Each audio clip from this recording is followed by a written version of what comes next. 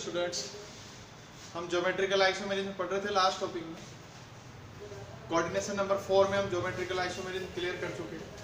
आज हम बात करेंगे coordination number 6, coordination number 6 complex की।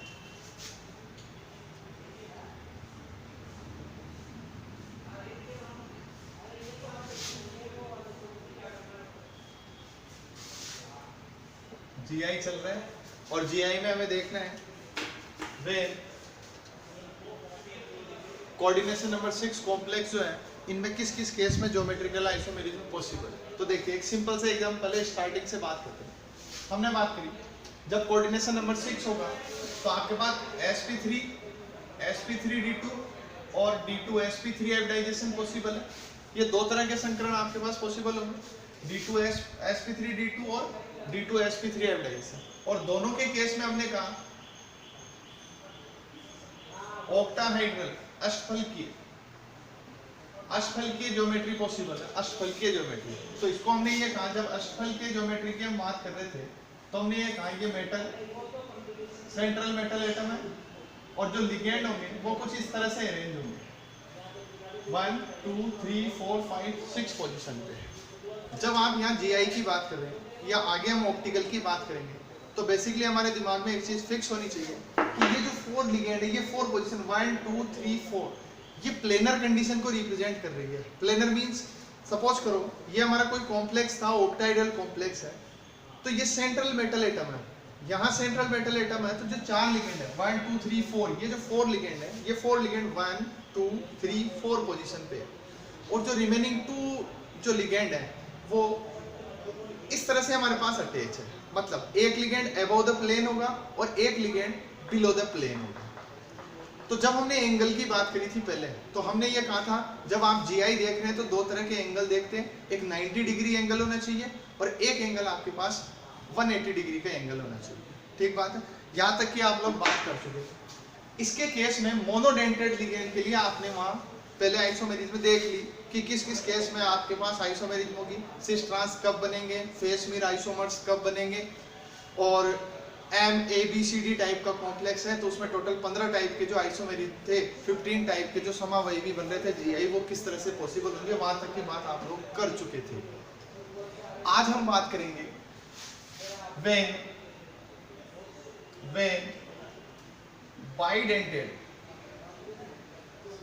when bidentate ligand present in coordination number 6 complex। क्या कहा मैंने आपसे, बाइडेंटेड लिगेंड हो और कॉम्प्लेक्स कैसा हो, कोऑर्डिनेशन नंबर 6 में समन्वय संख्या 6 में बाइडेंटेड द्विदंतुक लिगेंड उपस्थित होना। और द्विदंतुक का जो केस था बाइडेंटेड का, उसमें मैं आपको दो चीजें बता चुका हूं पहले। हमारे पास दो तरह के केस थे, सिमेट्रिक और एसिमेट्रिक लिगेंड। कि बाइडेंटेड लिगेंड सिमेट्रिक और एसिमेट्रिक हो सकता था। सिमेट्रिक को आपने ए से रिप्रेजेंट किया या कैपिटल बी से रिप्रेजेंट किया। अगर एसिमेट्रिक है तो हम उसको किससे रिप्रेजेंट कर रहे थे, AB से रिप्रेजेंट कर रहे थे। टोटल कंडीशंस की बात कर रहे थे। देखिए यहां हम बात कर रहे थे, हमने कहा कॉम्प्लेक्स, यहां लिखते हैं आइसोमेरिज्म, यहां लिखते हैं आइसोमर और यहां लिखते हैं एक्सिस। हमने ये 4 कैटेगरी, इसके बेस पे हम एक टेबल बनाते हैं। टोटल जो कंडीशंस थी उनको हम यहाँ टेबल में लेते हैं। पहला कॉम्प्लेक्स हमने बात करी, अगर हमारे पास इस केस में हम बात करें MAA3 टाइप का कोई कंपाउंड है, कोई कोऑर्डिनेशन कंपाउंड है, उसमें बाइडेंटेड लिगेंड सिमेट्रिक टाइप का बाइडेंटेड लिगेंड है और टोटल लिगेंड कितने 3, टोटल 3 लिगेंड हमारे पास प्रेजेंट है। तो कॉम्प्लेक्स कैसा हो गया, MAA3 प्रकार का आपके पास कॉम्प्लेक्स हो गया। MAA3 टाइप का जो कॉम्प्लेक्स है इसमें जीआई पॉसिबल नहीं है, क्योंकि हमने ये कहा AA टाइप का कॉम्प्लेक्स है तो हमने कहा A और A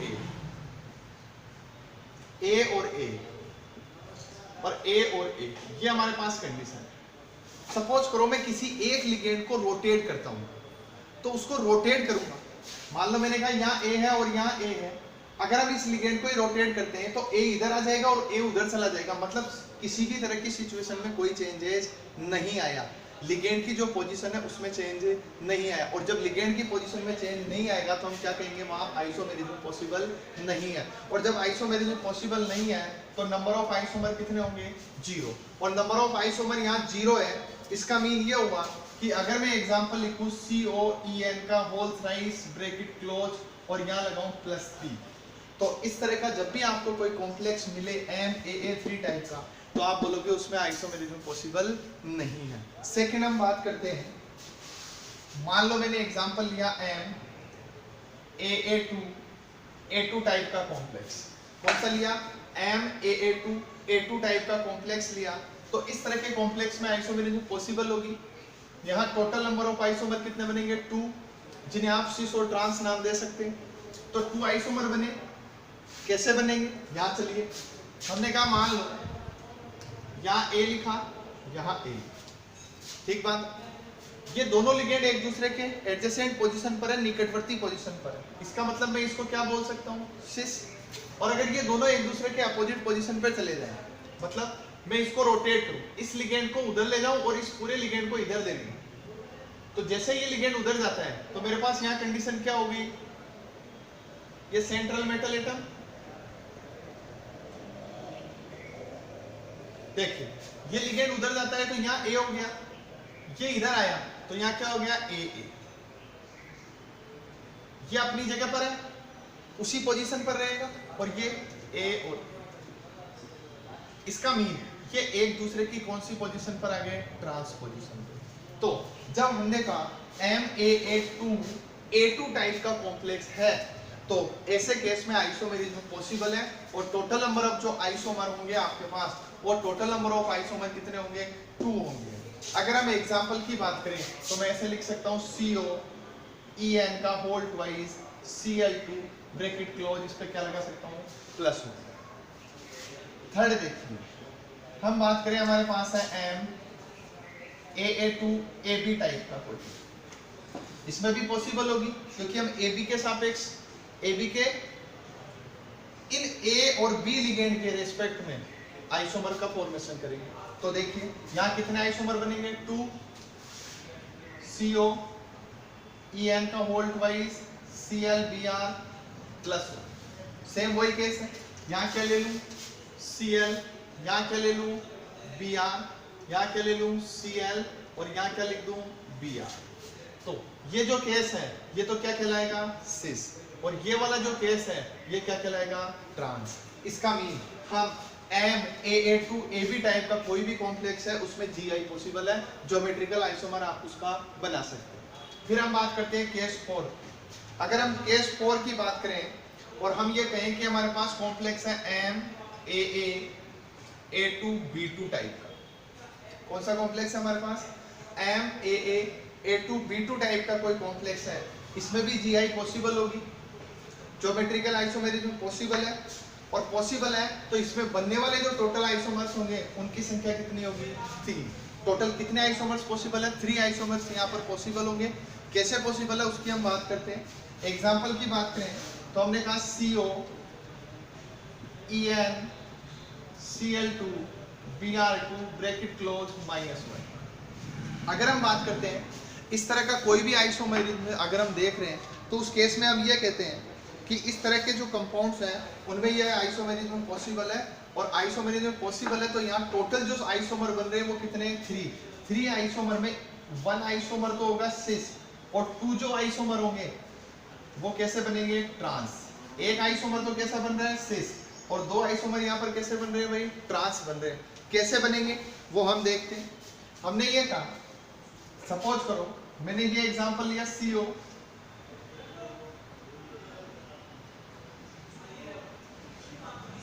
यहाँ लिखा EN तो आप सब जानते ही हो, ethylene diamine, NH2 CH2 CH2, ठीक है, NH2, तो ये एथिलीन डाइमीन है, यहाँ लिख दिया EN। अब हमारे पास 2 आइसोमर, यहाँ पर लिगेंड है Cl और Br। अगर मैं यहाँ लिखता हूँ Cl, यहाँ लिखता हूँ Cl, यहाँ लिखता हूँ Br और यहाँ लिखता हूँ Br, मेरे पास यही पॉसिबिलिटी है सिस आइसोमर बनाने की।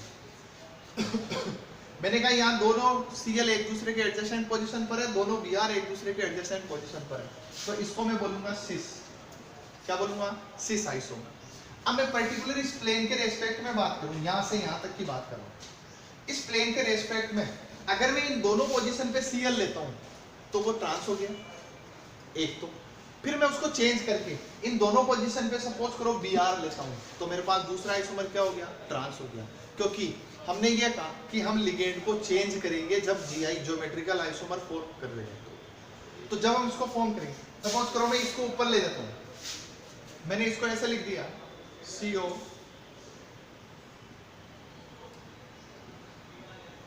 या तो En, अब देखो यहां लिखा Cl, यहां लिखा Cl, तो ये क्या हो गया, cis, sorry trans with respect to Cl, trans हो गया। किसके रेस्पेक्ट में ट्रांस हो रहा है, Cl के रेस्पेक्ट में ट्रांस हो गया, ठीक बात है। यहां क्या आ गया Br, और यहां भी क्या आ गया Br।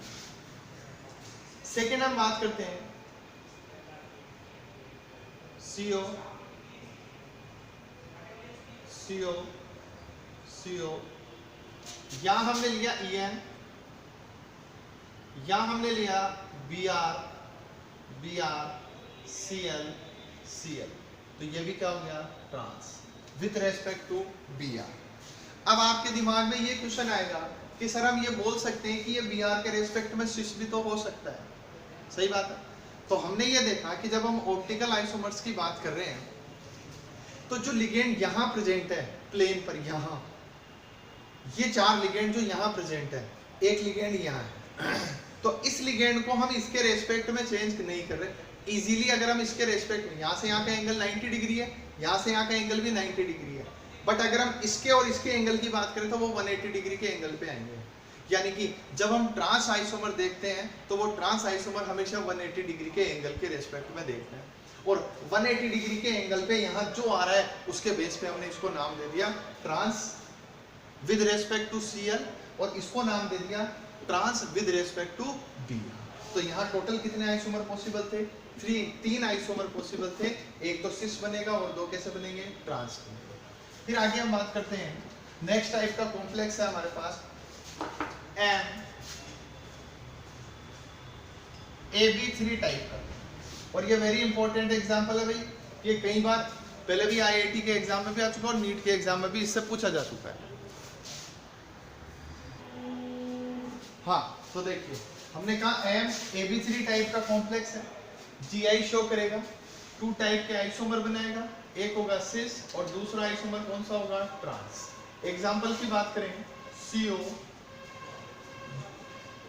GLY का होल थ्राइस, ग्लाइसिनेटो लिया, और ग्लाइसिनेटो किस तरह का, बाइडेंटेड लिगेंड था, एसिमेट्रिक बाइडेंटेड लिगेंड है, और एसिमेट्रिक बाइडेंटेड है तो हमने इसको क्या लिख दिया, CO GLY। अच्छा मैंने इस पे कोई चार्ज यूज में नहीं लिया, चार्ज इसलिए यूज नहीं ले रहा क्योंकि इस पे ऑलरेडी +3 चार्ज है और इस पे ऑलरेडी -3 चार्ज है। तो देखिए हमने कहा यहाँ 2 टाइप के आइसोमर पॉसिबल है, एक के लिए हमने कहा सिस और दूसरा आइसोमर हमारे पास कौन सा है, ट्रांस आइसोमर पॉसिबल है। तो इसकी बात करते हैं, हमने कहा CO,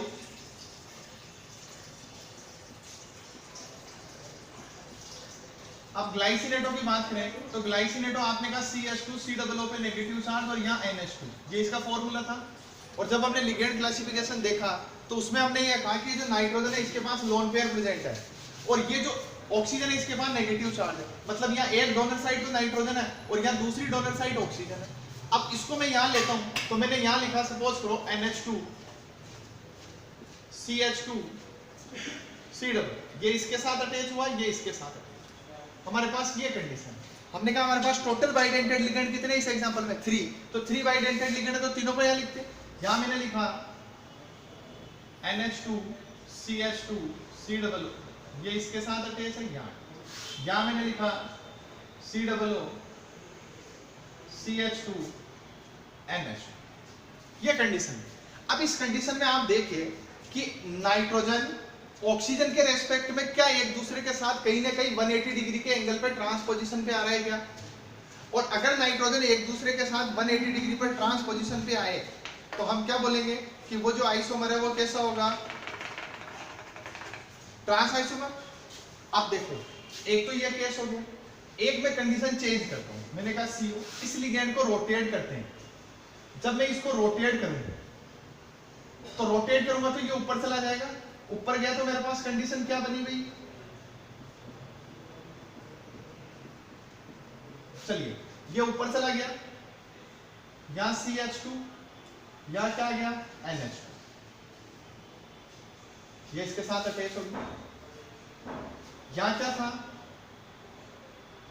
C डबल ऑलरेडी था, CH2 NH2,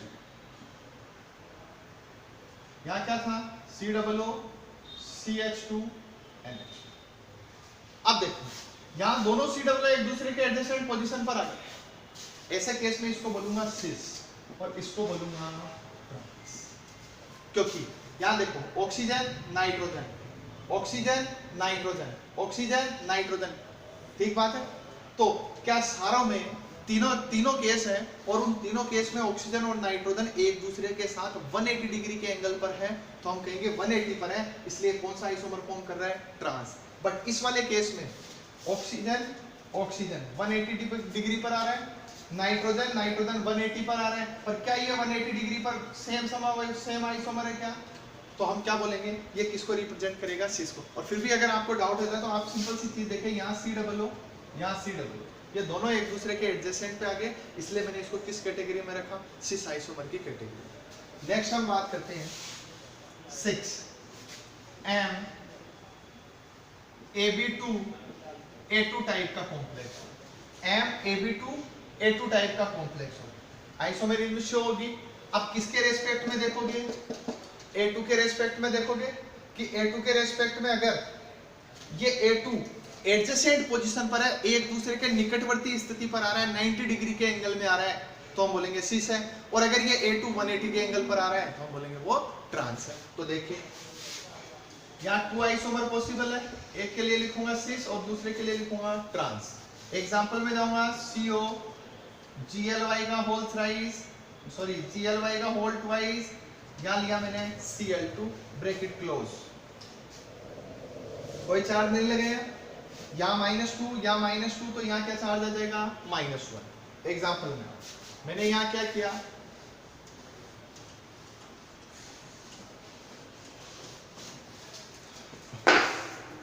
इसको मैंने लिखा CO। अब हमारे पास बाइडेंटेड लिगेंड कितने हैं, 2।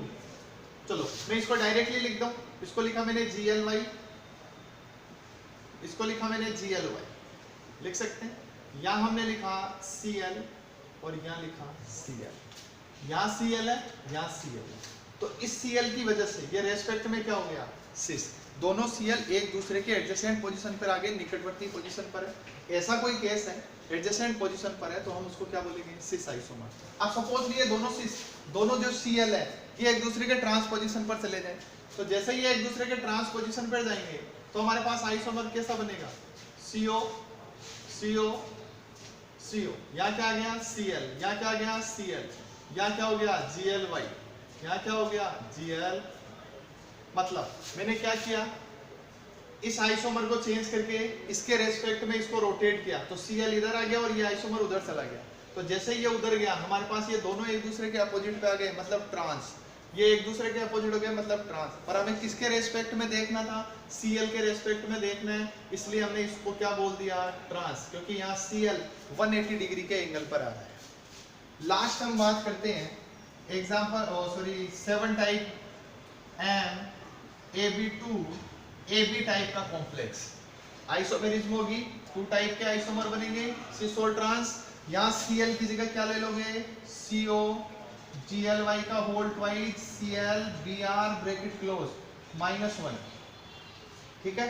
अब इसके जो आइसोमर बनेंगे वो आपको बनाना है, ये आपके लिए होमवर्क है। इसके दोनों आइसोमर आपको बनाना है, और किसके रेस्पेक्ट में बनाओगे, AB के रेस्पेक्ट में। अगर AB एडजेसेंट पर है, निकटवर्ती पोजीशन पर है तो सिस बनेगा, और AB अगर एक दूसरे के अपोजिट पर है, 180 डिग्री के एंगल पर है, तो वहां कौन सा बनेगा, ट्रांस आइसोमर बनेगा। देखिए ये जो है ना MAB2AB, ठीक है, इसका जो एग्जांपल है ये यहाँ मैं यहाँ लिख देता हूँ। इस वाले केस का जो एग्जांपल मैंने लिया है वो लिया है CO GLY का whole twice Cl Br bracket close -1। इसके लिए आपको सिस और ट्रांस बनाने, सिस और ट्रांस, ये दोनों आइसोमर्स बनाने, ये आपका होमवर्क। प्रैक्टिस करें, इसके आइसोमर बनाएं, इजीली बन जाएंगे। ए और बी के रेस्पेक्ट में कैसे बनाने हैं वो आपको पता है। हाँ भाई, नोट कर लिया क्या? चलिए अब हम बात करते हैं ऑप्टिकल आइसोमेरिज्म। इसकी बात करेंगे।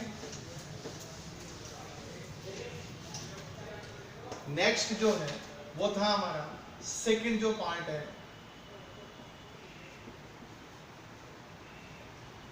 Optical isomerism.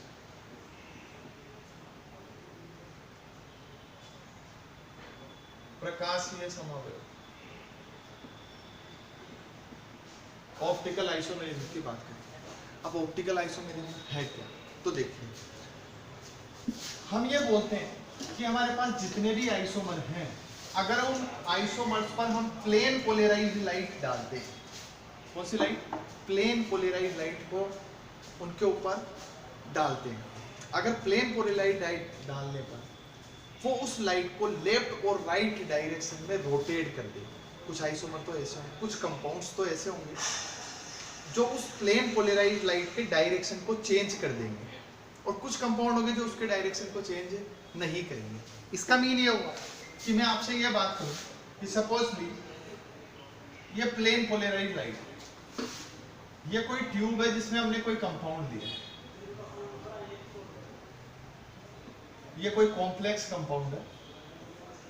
सपोजली मैं इस कॉम्प्लेक्स कंपाउंड पर इस पीपीएल को, इसको पीपीएल प्लेन पोलराइज्ड लाइट, इसको मैं बोल सकता हूं हिंदी में लिखे तो समतल ध्रुवित प्रकाश, प्लेन पोलराइज्ड लाइट। मैं जब इस प्लेन पोलराइज्ड लाइट को, इसका डायरेक्शन कुछ इस तरह से है, इस प्लेन पोलराइज्ड लाइट को इस कंपाउंड के ऊपर डालता हूं या कंपाउंड पे से पास करता हूं। अगर इस कंपाउंड में से पास करने पर इस लाइट का डायरेक्शन, अब मेरे पास दो चीजें हैं, इसका डायरेक्शन एज इट इज जैसा है वैसा ही रहे, उसमें कोई चेंजेस नहीं आए, तो मैं बोलूंगा ये जो कंपाउंड है, ये कंपाउंड ऑप्टिकली इनएक्टिव है। कंपाउंड कैसा है?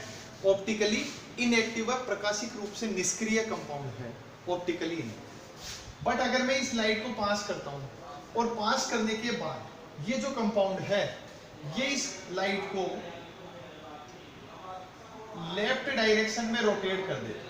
किसमें रोटेट कर दिया इसने? इसको लेफ्ट डायरेक्शन में रोटेट कर देता है। या ये इस लाइट को राइट डायरेक्शन में रोटेट कर देता है। किसमें रोटेट कर दिया? यहां रोटेट कर रहा है लेफ्ट साइड में, और यहां रोटेट कर रहा है right side. When we pass the plane polarized light of any complex compound and compound rotate the light left and right direction, then we can say that this compound is optically active compound.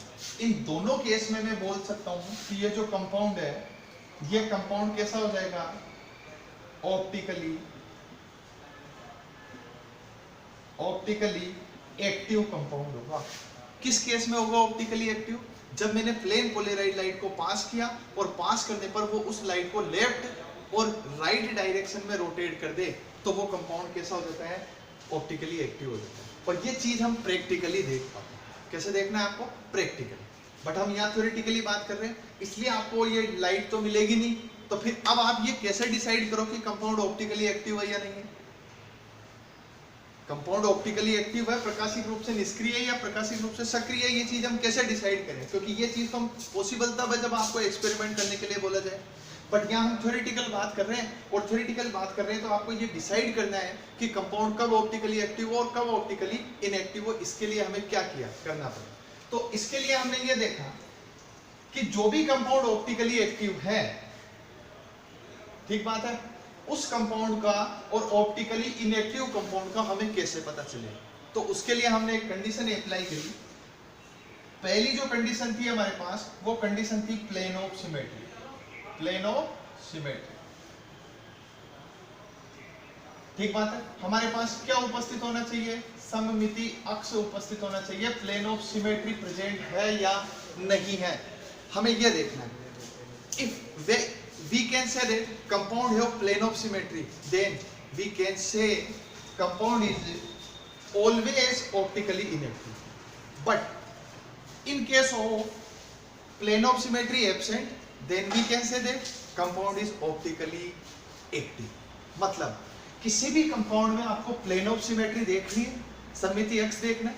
अब मैंने कहा अगर compound में plane of symmetry, अगर compound में plane of symmetry present है, compound में plane of symmetry present है, तो आप बोलोगे वो कंपाउंड इनएक्टिव होगा. वो कंपाउंड कैसा होगा? इनएक्टिव. और अगर कंपाउंड में प्लेन ऑफ सिमेट्री एब्सेंट है, तो जब प्लेन ऑफ सिमेट्री एब्सेंट है तो वो कंपाउंड कैसा हो जाएगा? ऑप्टिकली एक्टिव हो जाएगा, प्रकाशिक रूप से सक्रिय.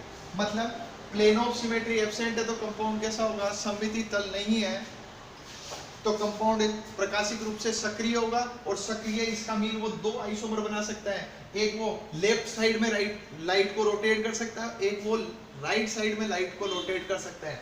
व्हेन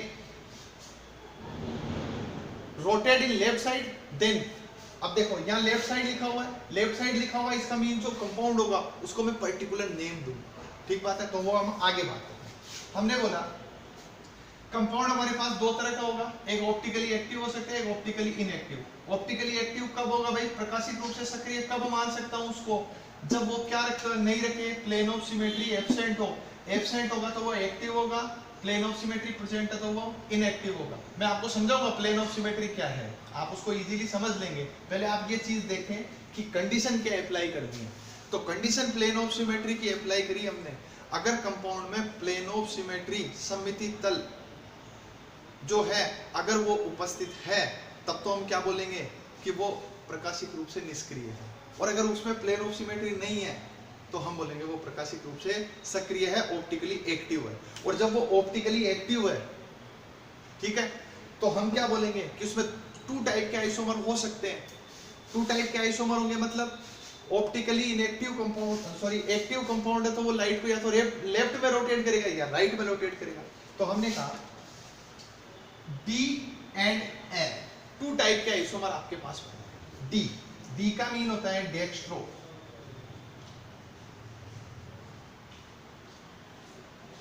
डेक्स्ट्रो रोटेट, हिंदी में बोलूं तो दक्षिणाव्रत, दक्षिणाव्रत ध्रुवण घूर्णन, डेक्स्ट्रो रोटेटरी. डेक्स्ट्रो रोटेटरी का मीन क्या हुआ कि वो उसको किस डायरेक्शन में रोटेट करेगा. तो हम बोलेंगे वो प्लेन पोलराइज्ड लाइट को, पीपीएल जो है, इस पीपीएल को किस में रोटेट कर रहा है? राइट डायरेक्शन में. किसमें?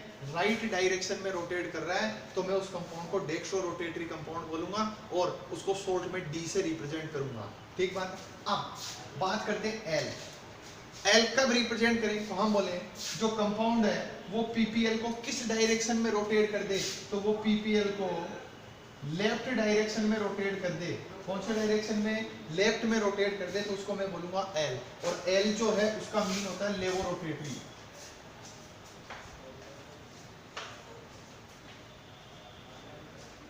लेवो रोटेटरी, एल का जो मीन है वो क्या है? लेवो रोटेटरी. वामाव्रत, वामव्रत, वामव्रत ध्रुवण गुण, इसका मीन. अब सिंपल सी बात है, ये सारी चीजें छोड़ो, केवल एक सिंपल सी लाइन पकड़ो. Optical isomerism. ऑप्टिकल आइसोमेरिज्म क्या है? सबसे सिंपल सी बात है. तो मैं ये बोल सकता हूं मैं ये बोल सकता हूं compound which rotate plane polarized light in left or right direction is called optically active compound and this phenomena is called optical isomerism. कहने का मतलब जब भी कोई संकुल यौगिक समतल ध्रुवित प्रकाश को दाईं अथवा बाईं ओर घुमा दे तो ऐसे यौगिकों को प्रकाशिक सक्रिय यौगिक बोलूंगा. और दाईं और बाईं ओर घुमाने की ये जो घटना है इसको प्रकाशीय समानता बोलूंगा. तो सबसे मेन चीज क्या देखना है? Plane of symmetry. एक बात तो ये. फिर दूसरी चीज सेकंड. अच्छा पहले ये बात करो प्लेन ऑफ सिमेट्री क्या है. तो देखिए सपोज करो मैंने एक कंपाउंड लिया, ये कोऑर्डिनेशन नंबर 6 का कोई कंपाउंड लेता हूं. ठीक है, मैंने लिखा ए ए ए बी बी बी. ठीक बात है. इस कंपाउंड में प्लेन ऑफ सिमेट्री है या नहीं है। तो मैंने आपको कहा प्लेन ऑफ सिमेट्री का मीन ये है कि कोई भी कंपाउंड है, उस कंपाउंड में कोई एक सीधी लाइन, स्ट्रेट लाइन खींच दो, उस स्ट्रेट लाइन से या उस प्लेन से वो कंपाउंड टू इक्वल पार्ट में डिवाइड हो जाए, तो हम बोलेंगे उसमें प्लेन ऑफ सिमेट्री है। और अगर वो इक्वल पार्ट में डिवाइड नहीं हो तो मैं बोलूंगा उसमें प्लेन ऑफ सिमेट्री एब्सेंट है, अनुपस्थित है। मान लो मैं बात करूं मेरे हाथ, अगर मैं यहाँ से एक लाइन खींचता हूँ, डायरेक्ट स्ट्रेट लाइन खींची मैंने, जब स्ट्रेट लाइन खींचूंगा तो क्या ये टू इक्वल पार्ट में डिवाइड होगा? क्या नहीं, क्योंकि इधर मेरे पास ये कंडीशन आएगी और इधर मेरे पास 2 फिंगर है ओनली। इसका मीन इसमें प्लेन ऑफ सिमेट्री एब्सेंट है।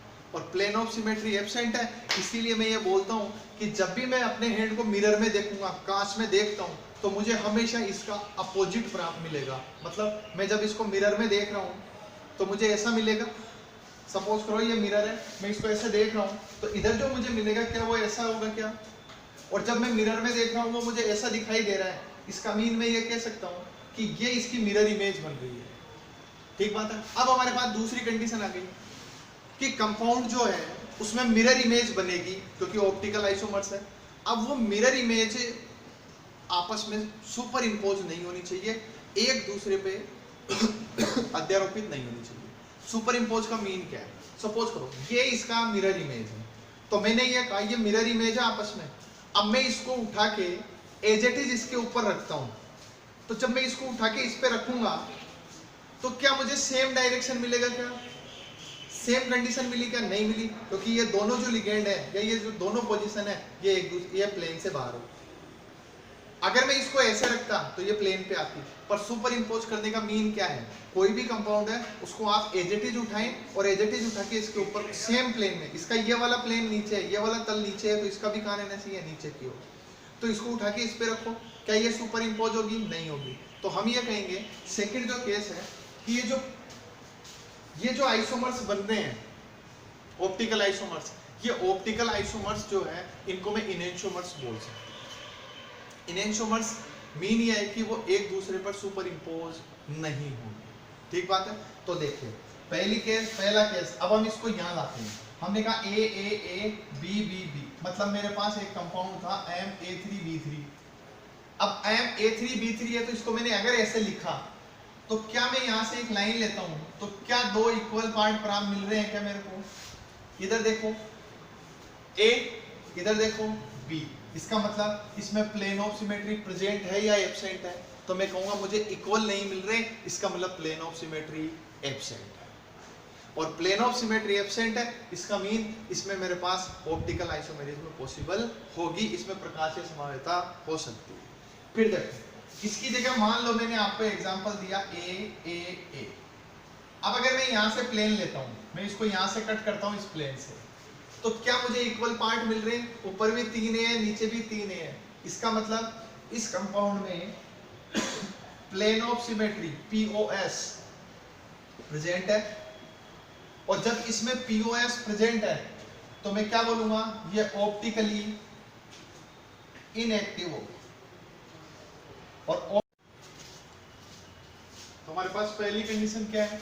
Compound should not have element of symmetry, मतलब कंपाउंड में सिमेट्री, जो एलिमेंट ऑफ सिमेट्री है वो नहीं होनी चाहिए। और यहाँ एलिमेंट ऑफ सिमेट्री में आपको ओनली क्या देखना है? Plane of symmetry. क्या देखना है? प्लेन ऑफ सिमेट्री देखनी है। क्योंकि जब हम सिमेट्री एलिमेंट्स की बात करते हैं, इसकी एलिमेंट ऑफ सिमेट्री की, तो वहाँ हम axis of symmetry, plane of symmetry और सेंटर ऑफ सिमेट्री 3 चीजें देखते हैं। मतलब सममिति के जितने भी तल हैं, तत्व हैं, उनमें सममिति अक्ष, सममिति केंद्र और सममिति तल की बात की जाती है। तो हम यहाँ केवल और केवल किसकी बात करेंगे? प्लेन ऑफ सिमेट्री की बात करेंगे। सममिति तल की आपको केवल बात करनी है, अदर की बात आपको नहीं करनी है सिमेट्री जब आप देखते हो। सेकेंड हम बात करते हैं जो कंपाउंड है, compound should rotate PPL in should rotate in either direction. Compound क्या करना चाहिए, जो आपकी प्लेन पोलराइज लाइट है, समतल ध्रुवित जो प्रकाश है, उस प्लेन पोलराइज लाइट को क्या करना चाहिए, रोटेट करना चाहिए, तभी वो ऑप्टिकली एक्टिव माना जाएगा, अदरवाइज वो क्या होगा, ऑप्टिकली इनएक्टिव कंपाउंड होगा। तीसरी चीज, थर्ड जो कंडीशन है वो है mirror image. Mirror image, third जो है mirror image of compound, mirror image of compound should be,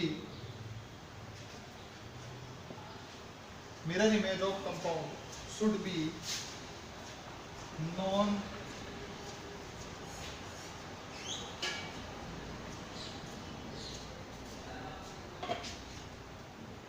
impossible।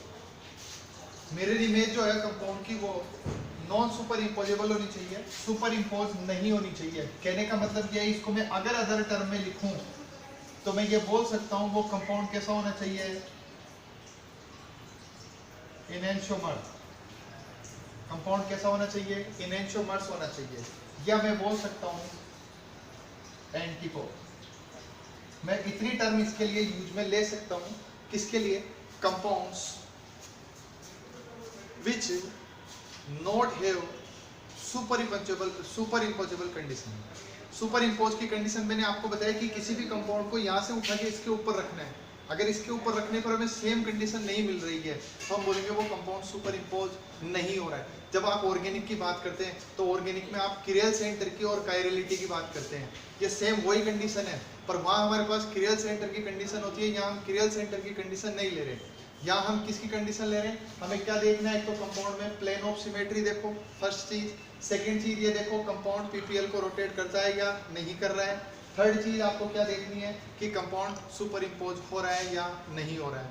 Basically ये देखा गया कि कंपाउंड नॉन सुपर इम्पोजेबल होना चाहिए, और अगर कोई भी दो कंपाउंड है, सपोज करो ये कंपाउंड ए और ये कंपाउंड बी है, ये दोनों एक दूसरे के ऊपर सुपर इम्पोज नहीं हो रहे हैं, तो मैं इन दोनों को क्या बोल सकता हूँ, इनएंशियोमर्स बोल सकता हूँ। सपोज करो ये ए है ये बी है, तो मैं बोल सकता हूँ a and b is a super imposable non super imposable compound, so we can say that compound a and b is enantiomers. मतलब ए और बी एक दूसरे के इनएंशियोमर्स कहलाएंगे। ठीक बात है। चलिए नेक्स्ट हम बात करते हैं इन तीनों कंडीशन के बाद, ये जो आपने तीन कंडीशन यहाँ अप्लाई करी, ये तीन कंडीशन अप्लाई जो करी है इनके, हाँ भाई ये तो थी condition of for optical isomerism. तो देखिए जिस भी कंपाउंड में ऑप्टिकल आइसोमेरिज्म देखोगे, सबसे पहली चीज क्या देखोगे, प्लेन ऑफ सिमेट्री है या नहीं है। ठीक है। सेकंड चीज क्या देखेंगे, सेकंड हमें देखना है कि वो पीपीएल को लेफ्ट राइट में रोटेट करता है या नहीं करता। तो ये तो एक्सपेरिमेंटली हो गया, हम प्रयोग कर नहीं सकते एक्सपेरिमेंटली, इसलिए हम केवल किसको यूज में लेंगे, प्लेन ऑफ सिमेट्री के बेस पे चलेंगे और इसके बेस पे हम सारी चीज को क्लियर करेंगे। चलिए अब सबसे पहले बात करते हैं optical isomerism in coordination number 4। भाई हमें दो टाइप के कॉम्प्लेक्स में इसको क्लियर करना है, coordination number 4 complex and coordination number 6 complex.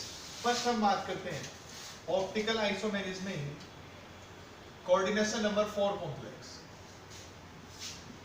Optical isomerism in coordination number 4 complex. देखिए coordination number 4, in case of coordination number 4 two type of complex are possible. First is tetrahedral and second is square plane. First is tetrahedral and second is square plane. tetrahedral में बात करें तो sp3 hybridisation है, square planar में बात करें तो dsp2 hybridisation. ठीक बात है। तो देखिए सबसे पहली चीज मैं यहाँ क्लियर कर दूं, जो स्क्वायर प्लेनर कॉम्प्लेक्स है, इन स्क्वायर प्लेनर कॉम्प्लेक्स को आप कुछ इस तरह से लिखोगे,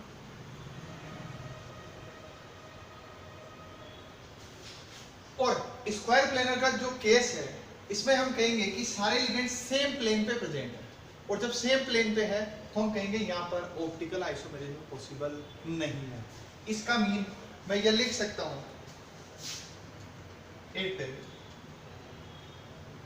it always have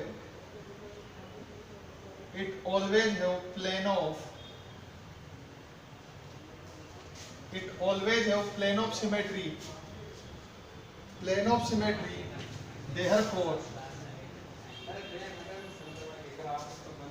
therefore always, therefore always optically inactive.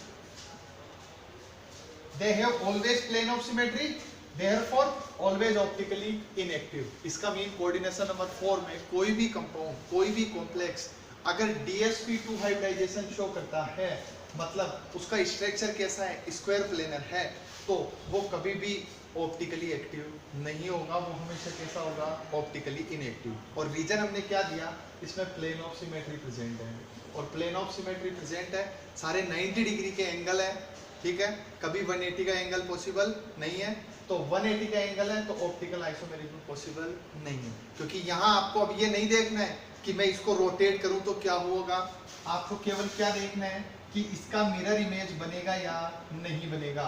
जो मिरर इमेज बन रहा है उस मिरर इमेज में चेंज होना चाहिए।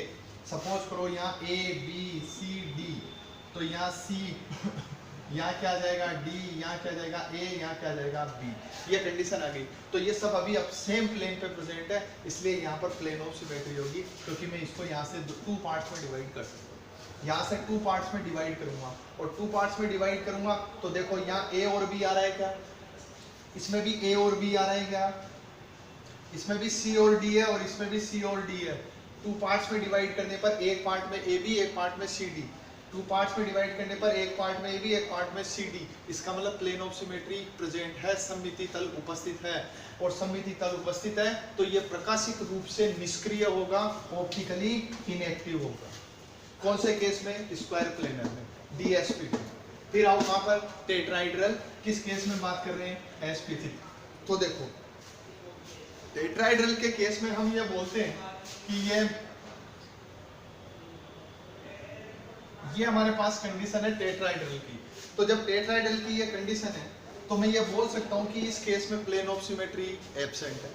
देखो हम इसको यहां से डिवाइड करें, क्योंकि हमने ये कहा जब आप टेट्राइड्रल की बात करते हो तो आप ये कहते हो कि जो टेट्राइड्रल केस है उस टेट्राइड्रल केस में एक लिगेंड यहाँ है, सेकंड, थर्ड,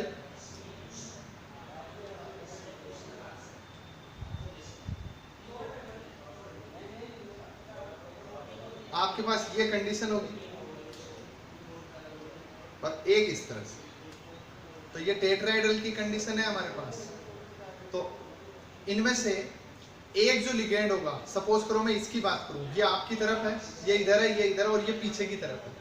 अगर मैं इसको रोटेट करूंगा किसी भी तरीके से, तो ये रोटेट करूंगा तो ये आपकी तरफ आएगा या नहीं आएगा। अगर मैं इसको 180 पे रोटेट करूंगा तो ये जब आपकी तरफ आएगा तो हमारे पास लिगेंड का डायरेक्शन चेंज हो गया, पहले अलग लिगेंड था, अब अलग लिगेंड आ गया। एक बात तो ये, दूसरी ये कि एक अबोव द प्लेन होता है और एक बिलो द प्लेन होता है। तो ठीक है, जब हमारे पास इस तरह की कंडीशन है तो मैं ये बोल सकता हूँ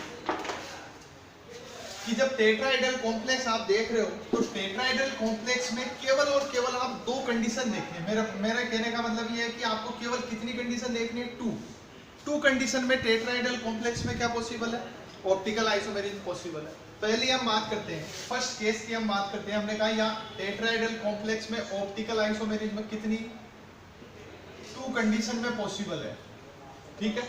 अब 2 कंडीशन कौन सी है, एक कंडीशन में बात करता हूँ M A B C D type के लिए। किसकी बात करी मैंने, M A B C D. तो जब मैं M A B C D की बात करूंगा तो मेरे पास कंडीशन ये होगी M A B C D, ठीक बात। अब सपोज करो इसका मिरर इमेज बनाते हैं, हमने इसका मिरर इमेज लिया, तो जब आप इसका मिरर बनाएंगे तो क्या बनाएंगे, M A B sorry D C और, तो देखो यहां कौन सा है, बी, जबकि इधर क्या चला गया, तो डायरेक्शन चेंज हुआ, ए अपनी जगह पर है, बाकी क्या सी भी अपनी जगह पर है, लेकिन क्या इन दोनों का डायरेक्शन चेंज हो गया क्या, और दोनों का डायरेक्शन चेंज हो गया तो मैं इसको यहां से उठाऊं, इसको उठा के इसके ऊपर अप्लाई करूं, इसको यहां से उठाऊं और एज इट इज इस पे रखूं, तो यहां तो बी है, लेकिन अब कौन आएगा, जब सुपर इंपोज करूंगा इसको इसके ऊपर अध्यारोपित करूंगा तो ये डी इधर आएगा, और जैसे इधर आएगा तो क्या अध्यारोपित होगा, क्या नहीं होगा। और हमने यही तो बोला कि मिरर इमेज जो बन रही है वो मिरर इमेज एक दूसरे पर क्या नहीं होनी चाहिए, सुपर इम्पोज नहीं होनी चाहिए, अध्यारोपित नहीं होनी चाहिए, तब तो उसमें ऑप्टिकल आइसोमेरिज्म पॉसिबल है। तो सपोज करो इसको मैं डी बोलूं तो ये इसका अपोजिट हो गया, तो इसको क्या बोलूंगा, एल। मतलब एक आइसोमर डेक्स्ट्रो रोटेटरी है तो दूसरा आइसोमर ऑटोमेटिकली क्या हो जाएगा, लेवो रोटेटरी डायरेक्शन में शो करेगा। मतलब मैं इसको ये लिख सकता हूं,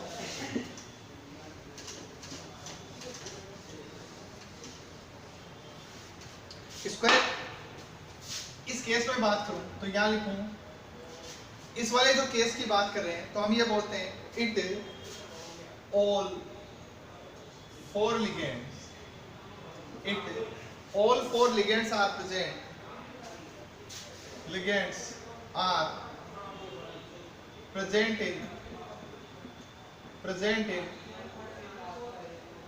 all four ligands are present in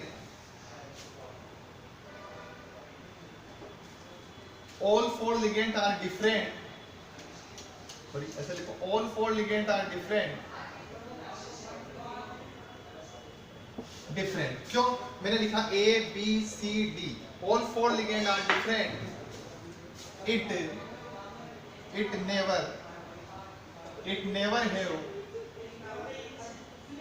never have plane of symmetry। बोलो अगर ये चारों लिगेंड अलग अलग है एबीसीडी टाइप के, क्योंकि हमने कहा ये केवल दो केस में देखा, जब एक तो एम एबीसीडी टाइप का हो और दूसरा केस कौन सा हो, जब मैं बात करूंगा बाइडेंटेड लिगेंड की, उस वाले केस में।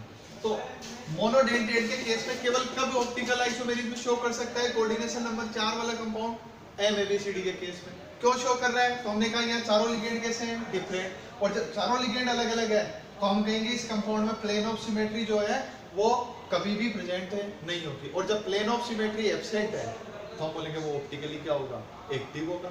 इसलिए पहला केस तो ये होगा एम एबीसीडी में प्लेन ऑफ सिमेट्री प्रेजेंट होगा। चलो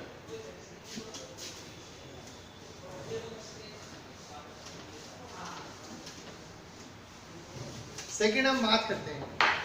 चलो मान लो मैं आपसे एक क्वेश्चन पूछता हूं, मैंने क्वेश्चन लिखा पीटी NH3 का whole twice Cl2 bracket close, ठीक बात है। इस कंपाउंड में ऑप्टिकल आइसोमेरिज्म पॉसिबल है या नहीं है, हमें यह चेक करना है।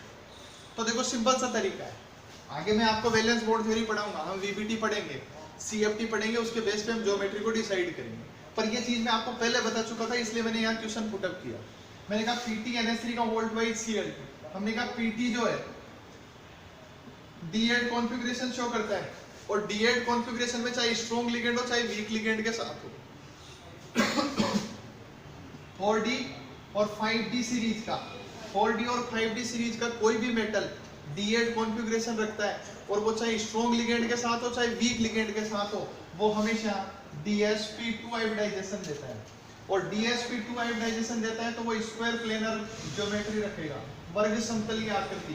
उसकी आकृति कैसी होगी, वर्ग समतलीय। और जब वर्ग समतलीय होगी तो हमने अभी क्लियर कर दिया कि वर्ग समतलीय जो ज्योमेट्री है उसमें ऑप्टिकल आइसोमेरिज्म पॉसिबल नहीं होगी। इसका मीन अगर पीटी NH3 का होल ट्वाइस Cl2 आता है तो आपको ये बोलना पड़ेगा कि यहाँ ऑप्टिकल आइसोमेरिज्म पॉसिबल नहीं है। हाँ, क्या इसमें GI पॉसिबल है क्या, तो आप बोलोगे इसमें GI पॉसिबल है, और दो आइसोमर्स बना सकता है, एक आइसोमर बनेगा सिस और सेकंड जो आइसोमर बनेगा वो बनेगा ट्रांस। अब हम आगे की बात करते हैं। नेक्स्ट हम बात करते हैं सेकंड कंडीशन की। In coordination number 4 two type of complex are possible. First case मैंने आपको समझा दिया, एम एबीसीडी में ऑप्टिकल आइसोमेरिज्म होगी, केवल किस में होगी, एम एबीसीडी टाइप के मोनोडेंटेड लिगेंड वाले जो संकुल है कॉम्प्लेक्स है उनमें होगी। और सेकंड जो केस हम ले रहे हैं कोऑर्डिनेशन नंबर 4 में, कौन सा केस, जब हम बात कर रहे हैं टेट्राहेड्रल स्ट्रक्चर और sp3 हाइब्रिडाइजेशन की, तो उस केस में जो सेकंड है वो सेकंड कंडीशन होगी एम AB2 टाइप का कॉम्प्लेक्स आपके पास हो।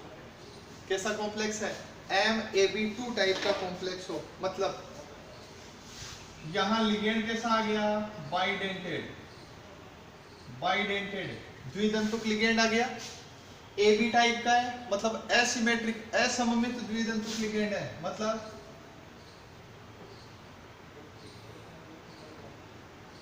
Asymmetric bidentate ligand. यह केस आपके पास आ जाए तो देखिए इस केस में भी प्लेन ऑफ सिमेट्री हमेशा एब्सेंट रहेगी। क्यों रहेगी उसको आप समझ सकते हो। मान लो मैंने आपको एक एग्जांपल दिया, एन ए बी टाइप का लिगेंड है, लेकिन यहाँ हाइब्रिडाइजेशन कौन सा रखा है हमने, sp3 हाइब्रिडाइजेशन। तो sp3 है, इसका मीन टेट्राहेड्रल शेप में होगा। ये लो, अब ए बी टाइप का लिगेंड है तो ये ए है, ये बी है, ये ए है और ये ठीक बात। अगर मैं इसको इस प्लेन से डिवाइड करता हूं, टेट्राहेड्रल है, एक प्लेन से ऊपर है, एक प्लेन के नीचे है और ये दो प्लेन के तल में। अगर मैं इसको डिवाइड करूंगा, ठीक बात है, तो ये अबव द प्लेन जाएगा, प्लेन से ऊपर जा रहा है ए, तो इधर वाला कहां जा रहा है, प्लेन से नीचे जा रहा है, ठीक बात है। तो ये प्लेन से ऊपर है, ये प्लेन के नीचे है, तो प्लेन पर कौन है भाई, ए और बी। और क्या ए और बी डिफरेंट लिगेंड है या डिफरेंट डोनर साइट है? और जब डिफरेंट डोनर साइट है तो मैं बोलूंगा इसमें सिमेट्री प्रेजेंट है। नहीं है, ये कभी भी सम्मित नहीं हो सकता, हमेशा इसमें प्लेन ऑफ सिमेट्री एब्सेंट रहेगी। और जब प्लेन ऑफ सिमेट्री एब्सेंट रहेगी तो मैं बोलूंगा पीओएस एब्सेंट है, और पीओएस एब्सेंट है तो ये कंपाउंड ऑप्टिकली एक्टिव हो। कैसा होगा, ऑप्टिकली एक्टिव, मतलब ऑप्टिकल आइसोमेरिज्म में शो कर रहा है। और जो ऑप्टिकली एक्टिव होता है उसके कितने केस बन सकते हैं, दो, एक बन सकता है डी और एक बन सकता है एल, मतलब इसका इनेंशियोमर्स पॉसिबल होगा। अगर आप इसका इनेंशियोमर बनाते हैं तो आप क्या बोलेंगे, मान लो हमने कहा एम ए बी ए, ये कंडीशन है, ठीक बात है। इसका मिरर इमेज बनाओ तो क्या बनेगा, एम ए अपनी जगह पर, इधर वाला ए भी अपनी जगह पर, ये बी इधर गया और ये बी इधर, ठीक है।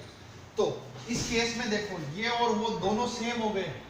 तो जब आप इसका आइसोमर बनाए तो एक चीज का विशेष ध्यान रखें कि यहाँ जो आइसोमर ले रहे हो उसमें ए और बी की कंडीशन ये होगी, और इस वाले केस में यहाँ बी आ जाएगा और यहाँ ए आ जाएगा।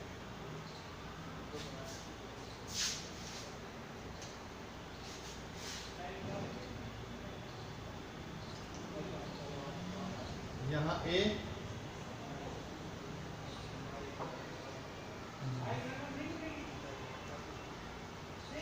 ए अपनी जगह पर है, बी, ये बी इधर आ जाता है, अच्छा सॉरी यहाँ बी था। तो हमारे पास दो केस हैं।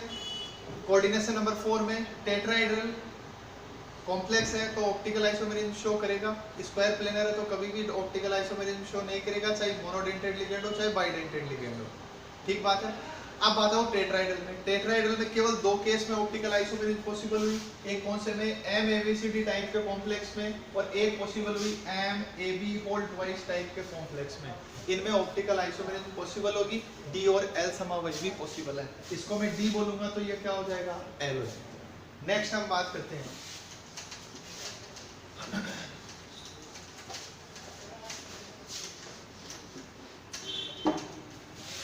Second case, optical isomerism in coordination number 6 complex. Optical isomerism in coordination number 6 complex मतलब समन्वय संख्या 6 वाले संकुलों में, और समन्वय संख्या 6 जहां भी आएगी वहां पर ऑक्टाहाइड्रल कॉम्प्लेक्स बनेगा। कैसा बनेगा, अष्टफलकीय संकुल। और अष्टफलकीय संकुलों में दो तरह के हाइब्रिडाइजेशन थे, D2sp3 और sp3d2।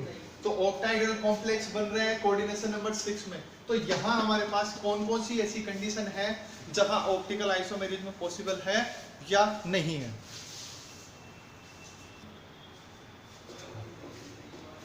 देखिए हम इस एग्जांपल में बात कर रहे थे, पहले एक बार इसको उठा के आप इसके ऊपर रखोगे तो ये सुपर इम्पोज नहीं होगा। सुपर इम्पोज नहीं होगा इसका मतलब इसमें ऑप्टिकल आइसोमेरिज्म पॉसिबल है। अब हम बात करें कोऑर्डिनेशन नंबर 6 में। कोऑर्डिनेशन नंबर 6 में हमने ये कहा कि यहाँ जो कंपाउंड है वो ऑक्टाहाइड्रल स्ट्रक्चर में होगा, और ऑक्टाहेड्रल स्ट्रक्चर में है, इसका मतलब ये हुआ कि हमारे पास ये कंडीशन होगी M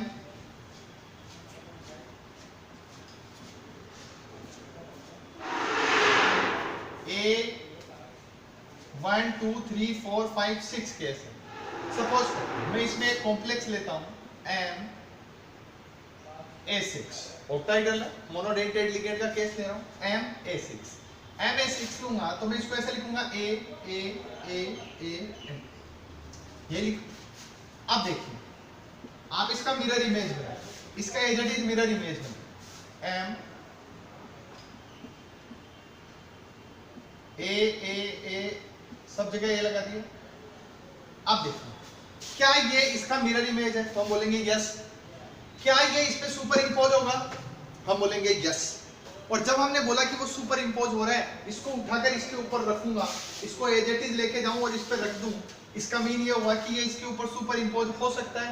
और जब सुपर इंपोज होगा तो कभी भी ऑप्टिकल आइसोमेरिज्म पॉसिबल नहीं है। मैं बोलूंगा यहाँ पर ऑप्टिकल आइसोमेरिज्म पॉसिबल नहीं। बात समझ में आ रही है? अब हम बात करते हैं कि मान लो हम इन लिगेंड्स को चेंज करते जाएंगे, तो जैसे जैसे लिगेंड को चेंज करेंगे हमारे पास कंडीशन चेंज होती जाएगी। अब हमने ये देखा कि इस वाले केस में कौन कौन सी ऐसी कंडीशन है जहां ऑप्टिकल आइसोमेरिज्म पॉसिबल है और ऑप्टिकल आइसोमेरिज्म पॉसिबल नहीं है। तो देखो जब भी आप ये चीज देखते हैं तो इसमें आप एक चीज देखें, अगर हमारे पास जितने भी कॉम्प्लेक्स हैं उन कॉम्प्लेक्स में हमारे पास कहीं same type one same type of pair project, अगर one same type of pair आ गया तो ऑप्टिकल पॉसिबल है। एक तो ये। सेकंड हमने लिखा टू डिफरेंट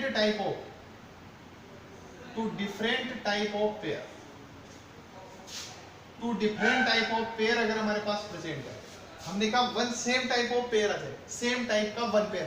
सेम टाइप का मीन क्या है, मान लो ए केवल वन होना चाहिए, अगर बी है तो केवल वन होना चाहिए, ओनली वन पेयर ऐसा होगा तो ये पॉसिबल है, नहीं तो ये पॉसिबल नहीं है। इस वाले केस में चलो हमने कहा A B type and A B type, ऐसे कितने पेयर आ जाए मेरे पास, 2 पेयर आ जाए। किसी भी एग्जांपल में अगर मेरे पास सेम टाइप का वन पेयर आ रहा है तो पॉसिबल होगा। एक बात परम्यूटेड कॉम्बिनेशन बनाएंगे, उस परम्यूटेड कॉम्बिनेशन के अकॉर्डिंग मेरे पास ए टाइप का एक पेयर आ गया तो ऑप्टिकल पॉसिबल है, अदरवाइज ऑप्टिकल पॉसिबल नहीं। फिर आओ यहाँ पर ए बी टाइप के यानी कि डिफरेंट टाइप ऑफ, यानी कि बाइडेंटेड लिगेंड बोल सकता हूँ, एसिमेट्रिक बाइडेंटेड लिगेंड हो गए। ऐसी कोई कंडीशन आ गई, या सपोज करो आपके पास मोनोडेंटेड लिगेंड है और मोनोडेंटेड लिगेंड में परम्यूटेड कॉम्बिनेशन के अकॉर्डिंग मेरे पास ए बी टाइप के पेयर बन रहे हैं। तो अगर मेरे पास 2 डिफरेंट टाइप ऑफ पेयर बन जाए, 2 अलग अलग तरह के पेयर बन रहे हैं इस तरह के ए बी, तो मैं बोलूंगा उसमें ऑप्टिकल आइसोमेरिज्म पॉसिबल है। उस केस के लिए हम मना नहीं करते। देखो मान लो मैंने आपसे एक एग्जांपल दिया, अभी वाला एग्जांपल लेते हैं, मैंने लिखा MA6 है, तो देखो ये A6 है तो मैं एक लिगेंड लेता हूं, मैंने लिखा A।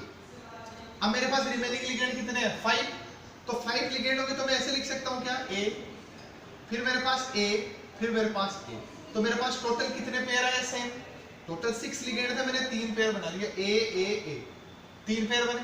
जबकि मैंने क्या बोला, अगर मेरे पास वन टाइप ऑफ पेयर है, ओनली कितने टाइप का, वन टाइप का सिंगल पेयर है, ए टाइप का वन पेयर आता तो ही पॉसिबल थी, अदरवाइज पॉसिबल नहीं है। इसका मतलब इसमें ऑप्टिकल आइसोमेरिज्म पॉसिबल नहीं। अगर बाई चांस इस एग्जांपल की जगह, ये जो एग्जांपल आपने लिया, इस एग्जांपल की जगह हम लिखते हैं MA2B2C2 टाइप। कौन सा लिया हमने, MA2B2C2 टाइप का एग्जांपल लिया, ठीक है। तो देखो इसमें इसको कांस्टेंट रखा मैंने A को, A अपनी जगह, ये A इस B के साथ, ठीक बात है। फिर ये A C के साथ, मैंने कहा यहां से क्या लिया, A किसके साथ गया, B के साथ, A किसके साथ गया, B के साथ, फिर यहाँ एक B बचा हुआ है आपके पास और यहाँ एक A बचा हुआ है। तो देखो एक A यहाँ चला गया, एक B यहाँ चला गया, अब क्या बच रहा है, AB, तो ये ए इसके साथ जाएगा और बी इसके साथ जाएगा, मतलब एक कॉम्बिनेशन क्या बन रहा है आपके पास, वापस से बन रहा है क्या, ए बी, और एक सॉरी ए बी बी, एक बन रहा है ए सी, एक बन रहा है बी सी। वापस से समझिए, मैंने कहा यहाँ हमारे पास दो पेयर थे ए टू में से एक ए चला गया यहाँ पर, एक बी चला गया इसके साथ, एक कॉम्प्लेक्स बन रहा है, यहाँ पर हमारे पास एक कॉम्बिनेशन बन गया ए बी का। अब मेरे पास यहाँ एक ए बचा हुआ है 1, और यहाँ भी एक बी बचा हुआ है, तो ये एक इसके साथ जाएगा सी के साथ, और यहाँ का जो बी है वो भी किसके साथ जाएगा, सी के साथ। तो क्या यहाँ पर ए सी और बी सी पेयर बन गए क्या? मैंने कहा मेरे पास मिनिमम डिफरेंट पेयर कितने होने चाहिए, 2। तो क्या इसमें पॉसिबल है कि डिफरेंट पेयर? मैंने कहा हाँ मिनिमम 2 चाहिए, मेरे पास तो 3 है। तो जब डिफरेंट पेयर ये बन रहे हैं, इसका मीन मैं बोल सकता हूँ कि इसमें ऑप्टिकल आइसोमेरिज्म पॉसिबल है। बाकी आप और एग्जांपल से हम इसको क्लियर करेंगे। देखिए, इसको छोड़ो, ये आपके लिए ट्रिक्स है, पहले आप डिटेल से समझिए, उसके बाद मैं आपको ट्रिक क्लियर करवाऊंगा, ठीक है? चलिए अब हम बात करते हैं जो ऑक्टाहेड्रल कॉम्प्लेक्स है, इन ऑक्टाहेड्रल कॉम्प्लेक्स की कौन कौन सी कंडीशन में ऑप्टिकल आइसोमेरिज्म होगी और कौन से केस में ऑप्टिकल आइसोमेरिज्म पॉसिबल नहीं है, ठीक है? चलिए एक टेबल बनाते हैं, उसके अकॉर्डिंग हम बात करते हैं कि कौन कौन से केस में पॉसिबल है, कौन से केस में पॉसिबल नहीं है। यहां मैंने लिखा कॉम्प्लेक्स, यहां लिखा आइसोमेरिज्म, आइसोमेरिज्म, इधर लिखा आइसोमर, और यहां लिखा मैंने एग्जाम। ठीक बात? चलिए पहले मैं बात करता हूं, यहां पर मैं सारे एग्जाम्पल जो भी केस ले रहा हूं पहले मैं बाइडेंटेड के लूंगा, उसके बाद क्योंकि मोनोडेंटेड के केस में सेलेक्टेड कंडीशंस है जिनमें ऑप्टिकल पॉसिबल है, सभी केस में ऑप्टिकल पॉसिबल नहीं है, तो मैं उसको बाद में लिख दूंगा अपनी जो टेबल है उसमें। पहले बाइडेंटेड से स्टार्ट करते हैं। देखिए मैंने लिखा MAA3 टाइप का कॉम्प्लेक्स है, MAA2 टाइप का कॉम्प्लेक्स है, MAA2AB टाइप का कॉम्प्लेक्स है,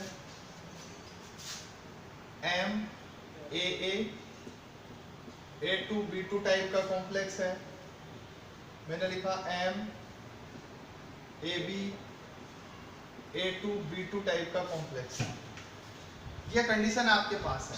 MAA3, अच्छा एक इसमें MAB3 भी ले सकते हो आप, ये केस आपके पास MAA3, MAB3, MA2A2, MAA2AB, MAA2B2, ABA2B2। तो देखो मैंने ट्रिक बताई थी, क्या उस ट्रिक के अकॉर्डिंग ये जितने भी मैंने यहाँ पॉसिबिलिटी लिखी, आप यहाँ देखो क्या आपको AA कॉम्बिनेशन दिख रहा है क्या, बाइडेंटेड लिगेंड, एक पेयर दिख रहा है, पॉसिबल है।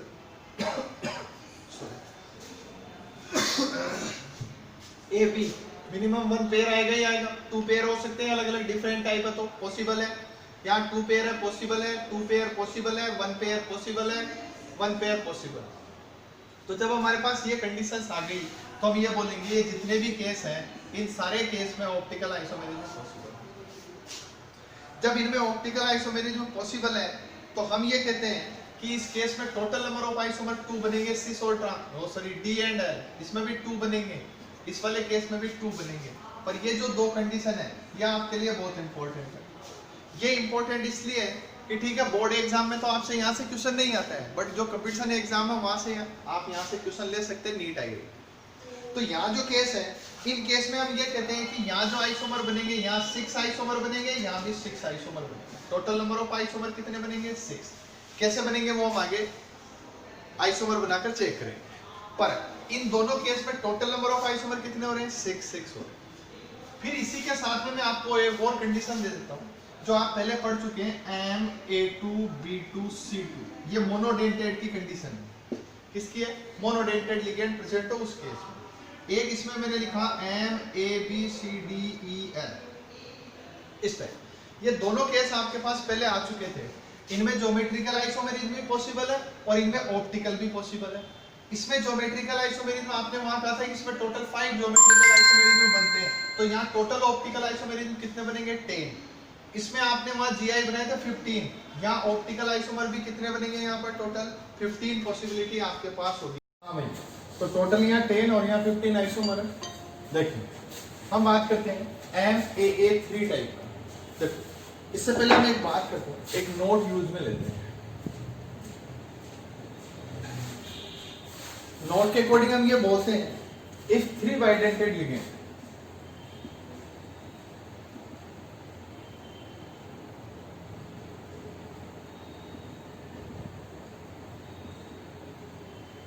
present in complex, if 3 bidentate ligand present in complex, it never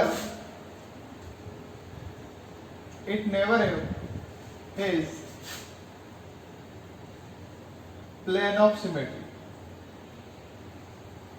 It never has plane of symmetry. So compound is optically active. 3 bidentate ligand है, 3 द्विदंतुक लिगेंड किसी भी एग्जांपल में आते हैं तो वहां प्लेन ऑफ सिमेट्री नहीं होगी। रीजन क्या था उसका? हमने कहा 1 2 3 4 लिगेंड है, एक लिगेंड प्लेन से ऊपर, एक प्लेन लिगेंड प्लेन से नीचे, above the plane below the plane. हमने ये कहा सपोज करो बाइडेंटेड लिगेंड है, वो बाइडेंटेड लिगेंड एक तो यहां से टच होगा, एक यहां से टच होगा, मतलब यहां बाइडेंटेड लिगेंड अटैच है, एक यहां अटैच है, एक बाइडेंटेड लिगेंड यहां और यहां अटैच होगा, और जो थर्ड बाइडेंटेड लिगेंड है वो प्लेन पे जो दो आपकी साइड है मेटल एटम, दोनों इस वाली पोजीशन पे अटैच होगा। तो जब ये होगा तो हम ये कहेंगे इसको हम किसी भी प्लेन से क्रॉस करें, किसी भी प्लेन से हम इसको काटते हैं तो कभी भी हमें आइडेंटिकल पार्ट, दो समान भाग प्राप्त नहीं होंगे। और जब दो आइडेंटिकल पार्ट हमें नहीं मिल रहे तो हम कहेंगे उसमें प्लेन ऑफ सिमेट्री एब्सेंट है, और जब प्लेन ऑफ सिमेट्री एब्सेंट होगी, सममिति तल अनुपस्थित होंगे, तो हम बोलेंगे वो कंपाउंड हमेशा कैसा होगा? ऑप्टिकली एक्टिव होगा। ठीक बात है। चलिए अब हमने कहा यहाँ 3 बाइडेंटेड लिगेंड है या 3 बाइडेंटेड लिगेंड है, इसका मीन यहाँ हमेशा हर केस में हम ये बोल सकते हैं कि यहाँ पर प्लेन ऑफ सिमेट्री क्या है? कंप्लीटली एब्सेंट है, इसलिए ये ऑप्टिकली एक्टिव होगा, प्रकाशिक रूप से सक्रिय माना जाए। देखिए हम पहले भी बात कर चुके थे, जब हमने जीआई में बात करी थी, हमने एग्जांपल लिया था इस वाले केस में, वहां हमने ये एग्जांपल लिया था।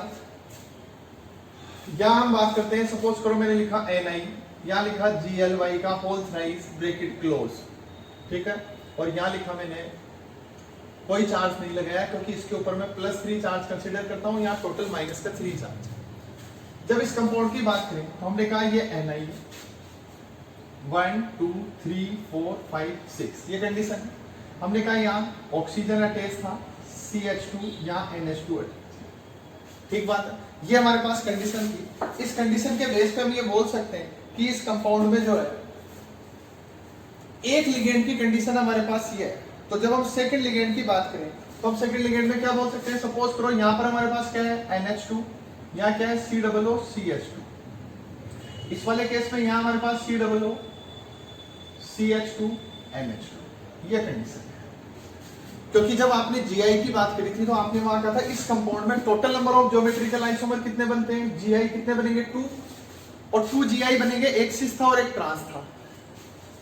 वो जो सिस और ट्रांस थे उन दोनों का मिरर इमेज बनेगा, और जब दोनों के मिरर इमेज बनाएंगे और जो मिरर इमेज बने तो टोटल मिरर इमेज के अकॉर्डिंग हमारे पास टोटल कितने बन गए? 4। तो हम यह बात करेंगे कि इसमें total number of isomer, optical isomer कितने बनेंगे? 4। टोटल ऑप्टिकल आइसोमर क्यों? क्योंकि इसके टोटल जीआई कितने हैं? 2, एक सिस है और एक ट्रांस है।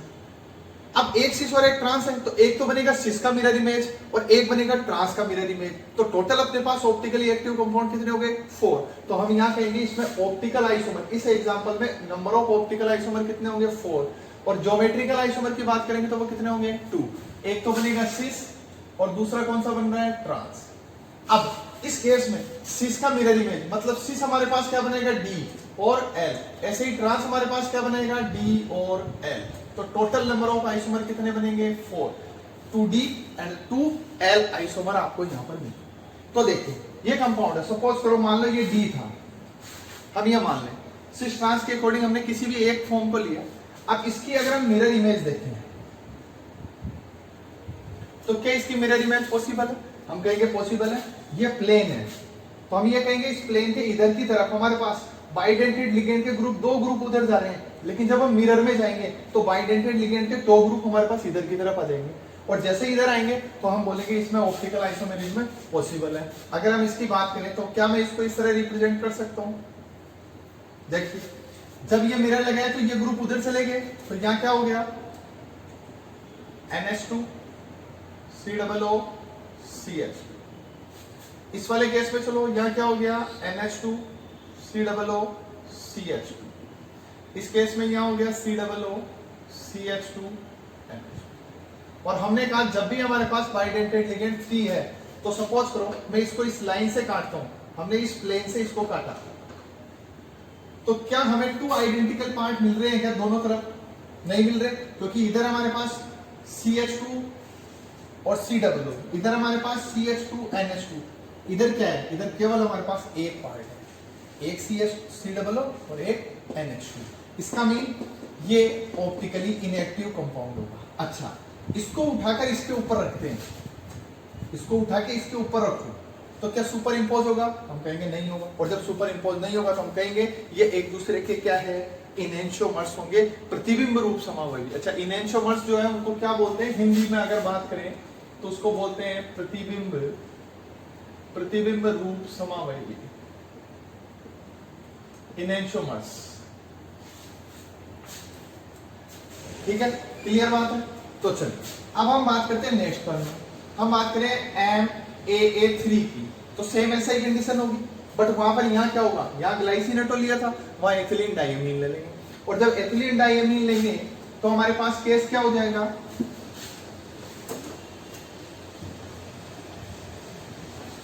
देखिए, हम बात करते हैं किसकी? MAA का होल थ्राइस, M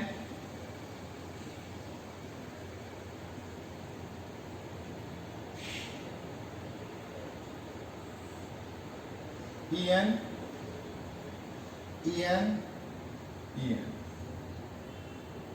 ठीक बात है। क्या मैं इसको यहां से इस प्लेन से अगर दो पार्ट में डिवाइड करूं तो क्या इक्वल पार्ट आएगा? नहीं आएगा। नहीं है इसका मतलब ऑप्टिकली एक्टिव है, और ऑप्टिकली एक्टिव है तो इसकी मिरर इमेज पॉसिबल होगी।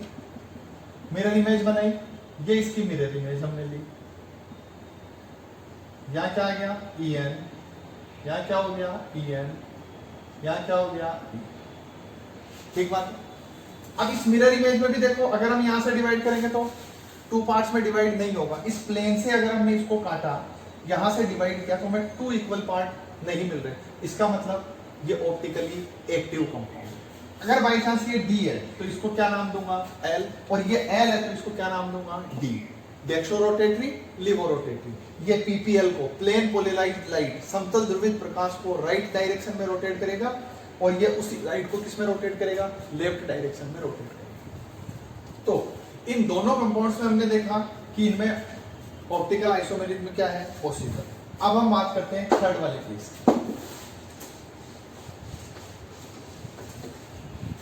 थर्ड केस में चलो,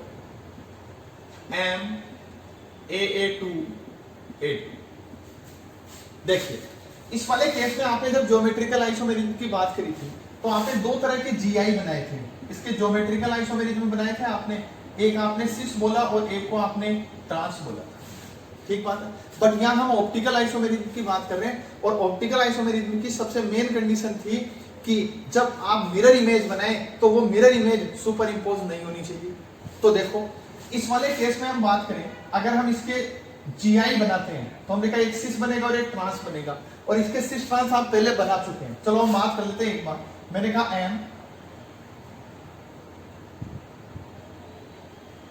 देखिए AA bidentate ligand, AA bidentate ligand, और यहां मैंने लिखा A, यहां लिखा A। अब ये दोनों जगह A लिखा है, A, इसका मीन ये कंपाउंड कैसा है? सिस। अब ये तो सिस की मिरर इमेज बनाते हैं। जब आपने सिस का मिरर इमेज लिया तो हमारे पास कंडीशन क्या हो गई? AA, बोलो, ये A उधर चला गया तो A और A यहां लिख दिया, और यहां देखो A, यहां ये इसका मिरर इमेज हो गया, अपोजिट। अब इसको यहां से उठाओ और इसके ऊपर रखो, मतलब मैं इसको सुपर इंपोज करना चाहता हूं, तो क्या ये इसके ऊपर एज इट इज जमा होगा? नहीं होगा, क्योंकि इसमें ए इधर आया, ए इधर आ रहा है, ये वाला पार्ट यहां आ गया, मतलब ये इस पर इजीली सुपर इंपोज नहीं हो रहा। और ये दोनों आइसोमर, टू आइसोमर्स एक दूसरे पर सुपर इंपोज नहीं होते, तो ये भी है तो कौन सा? सिस।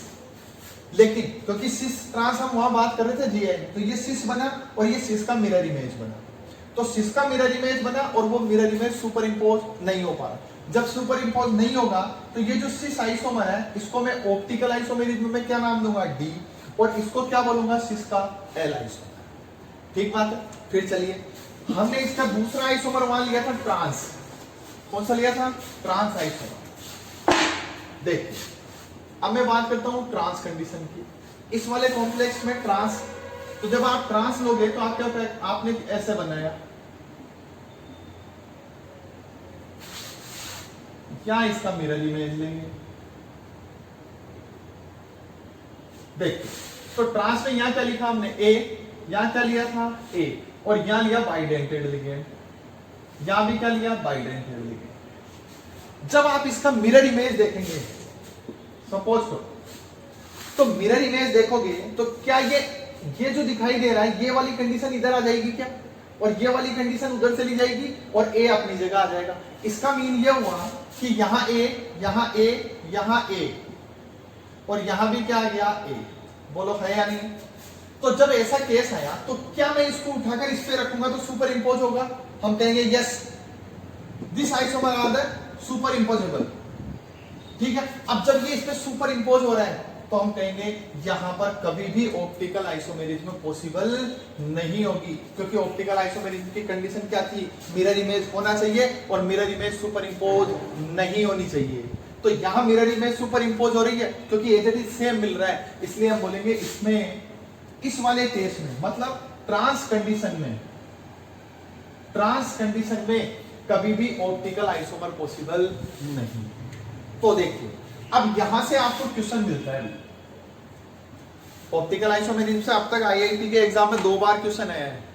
ठीक बात है। या पूरी आइसोमेरिज्म से बात करें तो जनरली एक क्वेश्चन आता है A3B3 कंपाउंड, ठीक है, जहां से फेस मिल का क्वेश्चन था, और एक क्वेश्चन यहां से आया। अब जो यहां से क्वेश्चन है आप उसको ढंग से देखें, ये कॉम्प्लेक्स है MAA2A2। क्वेश्चन पूछा गया total number of stereo isomers. क्या पूछा आपसे? कुल त्रिविमीय समावयवियों की संख्या, कुल त्रिविमीय समावयवी। आपसे MAA2A2 टाइप के कॉम्प्लेक्स में क्वेश्चन क्या पूछा गया? Total number of stereo isomers इस कंपाउंड में कितने पॉसिबल होंगे।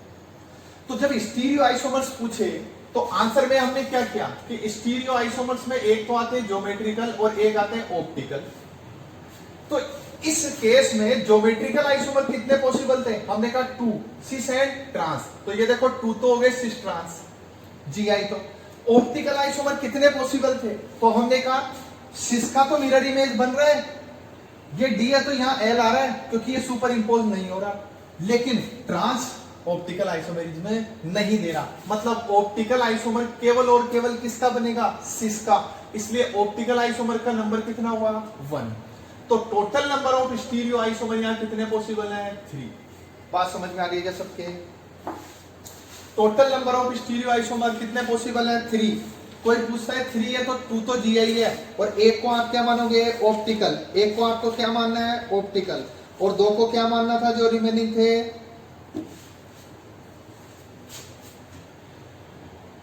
क्लियर है? नोट आउट कर सकते हैं। चलिए मैंने आपको क्वेश्चन दिया, सपोज करो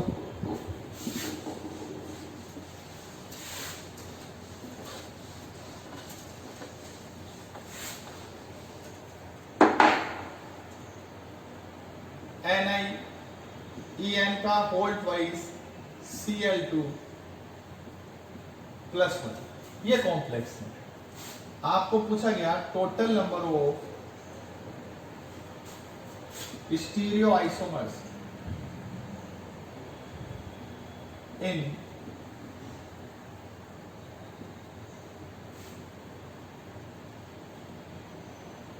फॉलोइंग कंपाउंड। क्वेश्चन क्या दिया, total number of stereo isomer in following compound. इस कंपाउंड के आपको कुल त्रिविमीय समावयवी बतानी है, टोटल आइसोमर त्रिविमीय समावयवी। तो देखो सबसे पहली चीज ये चेक करो, क्या ये जो कंपाउंड है MAA2 A2 टाइप का कॉम्प्लेक्स है क्या? MAA2 symmetric bidentate monodentate ligand A2। और जब इस टाइप का कॉम्प्लेक्स होगा तो हमने क्या बोला, इस टाइप के कॉम्प्लेक्स में सिस बनेगा और ट्रांस बनेगा। फिर सिस का मिरर इमेज बनेगा सिस, और ट्रांस का कोई मिरर इमेज नहीं बनेगा, क्योंकि वो जो मिरर इमेज बनाओगे वो एजेटिक सेम होगा, सुपर इंपोज हो जाएगा, इसलिए हम इसका कोई आइसोमर नहीं बनाएंगे। तो total number of stereo isomer कितने होंगे आपके पास? 3, 2 isomer cis and 1 isomer trans होगा। बना सकते हो। चलिए नेक्स्ट बात करते हैं, सेम इसी टाइप का अगला कॉम्प्लेक्स था आपके पास फोर्थ केस में MAA2 AB MAA2 AB। इस वाले केस में भी आपने वहां पढ़ लिया कि इसमें GI होगी, एक सिस और एक ट्रांस आइसोमर बनेगा। तो जो सिस आइसोमर होगा उसका तो सुपर मिरर इमेज बनेगा और वो सुपर इंपोज नहीं होगा, बट ट्रांस का सुपर इंपोज होगा। मतलब ये केस बिल्कुल एजेटिव इस वाले केस के जैसे होगा। मतलब यहाँ GI कितने होंगे तो हम बोलेंगे 2, यहाँ ऑप्टिकल कितने होंगे हम बोलेंगे 1, ठीक बात है। और यहाँ टोटल स्टीरियो आइसोमर कितने होंगे तो हम बोलेंगे 3। चलिए नोट करिए।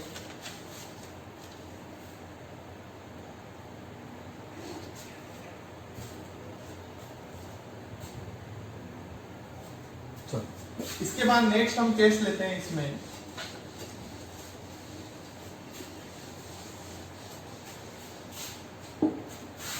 नेक्स्ट केस है हमारा MAA2B2 टाइप। इस टाइप का कोई कॉम्प्लेक्स है, उस कॉम्प्लेक्स में टोटल आइसोमर कितने होंगे? तो देखो मैंने आपको वहां टेबल में बताया इसमें टोटल 6 आइसोमर पॉसिबल है। अब टोटल 6 आइसोमर पॉसिबल है तो देखो इस वाले केस में हमने पहले बात कर ली कि जब हम इसकी बात करते हैं तो इसमें जो टोटल GI है वो GI कितने पॉसिबल थे? 3 GI में बात करी थी। और 3 जो GI थे उनमें 1 तो कैसा था? सिस, और 2 कैसे थे? ट्रांस। 1 कैसा है?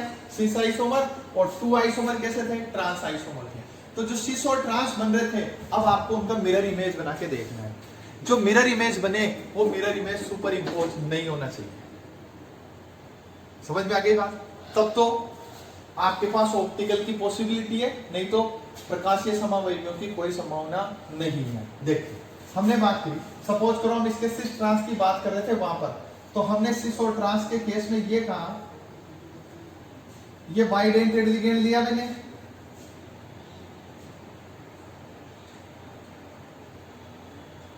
यहां मैंने लिखा A, यहां लिखा A, यहां लिखा B, यहां लिखा।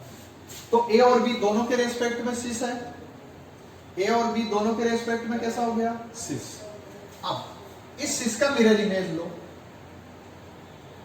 सिस का मिरर इमेज लोगे तो ये उधर चला जाएगा क्या? क्लियर बात है? अच्छा एक चीज और देखो, इसको हम इस प्लेन से काटते हैं। सपोज करो यहां से मैंने इसको कट किया, तो क्या दोनों तरफ इक्वल पार्ट है क्या? नहीं है। इधर मोनोडेंटेड लिगेंड है, इधर बाइडेंटेड है। इसका मतलब इसमें प्लेन ऑफ सिमेट्री नहीं है। मतलब ये जो सिस फॉर्म है इस वाले कॉम्प्लेक्स की, ये सिस फॉर्म ऑप्टिकल आइसोमेरिक में शो कर सकती है। अब ये शो कर रही है तो हम इधर लिखेंगे M, इसका मिरर इमेज बनाया आपने, तो यहां क्या लिखा? AA, यहां क्या लिखा हमने? सॉरी यहां आ गया A, और यहां क्या चला गया? A। यहां देखो A, यहां देखो, इस प्लेन से देखो, यहां से डिवाइड करो, क्या दो सेम पार्ट मिल रहे हैं क्या? इधर मोनोडेंटेड है, इधर बाइडेंटेड है। इसका मतलब इसमें प्लेन ऑफ सिमेट्री एब्सेंट है, और एब्सेंट है तो ऑप्टिकली एक्टिव होगा। मतलब ये सिस, सपोज करो ये सिस D है, तो इधर वाला सिस क्या बन जाएगा? L। तो इस एक सिस से हमारे पास क्या बना? D और L। ऐसे ही इन ट्रांस से भी हमारे पास क्या बनेंगे? D और L। तो टोटल ऑप्टिकल कितने बनेंगे? 6। टोटल ऑप्टिकल कितने बनेंगे? 6। देखो ट्रांस का केस मैं वहां बता चुका था आपको पहले ट्रांस में हमने कहा था एक बार ए के रेस्पेक्ट में ट्रांस बनाओ, एक बार बी के रेस्पेक्ट में ट्रांस बनाओ और फिर उसको मिरर इमेज देखो। हमने कहा एम, यहां समझा देता हूं मैं आपको एक केस, ये था हमारे पास, हमने कहा ए, यहां हमने लिया बी, बी सी सॉरी ए, ठीक बात। अगर हम इसको इस प्लेन से डिवाइड करते हैं तो क्या हमारे पास सेम कंडीशन आ रही है क्या? देखो यहां बी, यहां बी, यहां ए, यहां ए, पर ये प्लेन तो चला गया, इसका मतलब यहां ए है तो यहां ए आ गया, तो इधर बाइडेंटेड लिगेंड आ गया, मतलब दोनों तरफ इक्वल पार्ट नहीं मिले। इसको इस प्लेन से डिवाइड करो क्योंकि ये दोनों सेम है, तो इधर ए इधर आ गया बाइडेंटेड, इसका मतलब इसमें प्लेन ऑफ सिमेट्री एब्सेंट है। चलिए अब इसका मिरर इमेज लेते हैं। तो ये बी के रेस्पेक्ट में कैसा है भाई? ट्रांस है। सपोज करो मैं इसको डी मानूंगा तो इसका जो मिरर इमेज होगा वो एल बनेगा, लेकिन कंडीशन ये है कि वो प्लेन ऑफ सिमेट्री नहीं रखना चाहिए। हमने कहा एन, यहां क्या आ गया ए, और यहां क्या चला गया ए,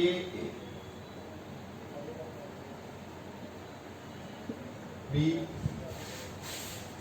इसको बोल दूंगा ट्रांस, और ये क्या हो जाएगा? ऐसे ही आपको किसके रेस्पेक्ट में ट्रांस बनाना है? सी ए के रेस्पेक्ट में ट्रांस बनाना है। तो टोटल हमारे पास ज्योमेट्रिकल आइसोमर्स कितने हैं? यहाँ 3, और 3 ज्योमेट्रिकल आइसोमर्स हैं, उनके जितने भी मिरर इमेज बनेंगे वो सारे ऑप्टिकली एक्टिव होंगे क्योंकि उनमें प्लेन ऑफ सिमेट्री क्या है? एब्सेंट है। क्लियर बात है?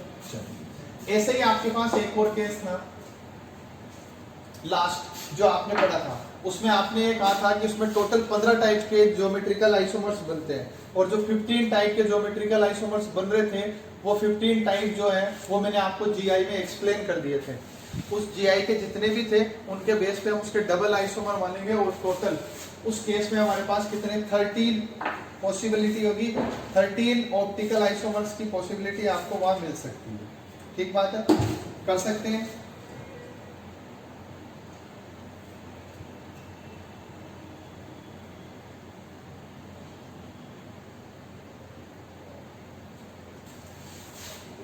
एम A2 B2 C2, ठीक है, इसको आप सोल्व आउट करेंगे क्योंकि इसके ट्रांस में आपको बनवा चुका हूं। एक और केस एम ABCDEF, इसके भी ट्रांस में आपको बता चुका हूं कौन कौन सी कंडीशन पर होंगे। ठीक बात है? तो यहाँ टोटल 30 आइसोमर्स पॉसिबल है और यहाँ टोटल 10 आइसोमर पॉसिबल है। ठीक है, ये आपका होमवर्क है, ये आपको सोल्व आउट करना है।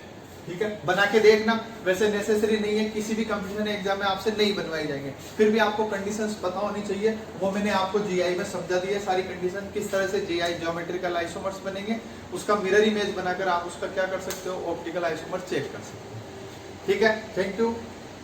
नेक्स्ट क्लास में हम स्टार्ट करेंगे वैलेंस बॉन्ड थ्योरी वीबीटी। ठीक है, उसमें थोड़ा सा हाइब्रिडाइजेशन का पार्ट होगा। Okay, thank you.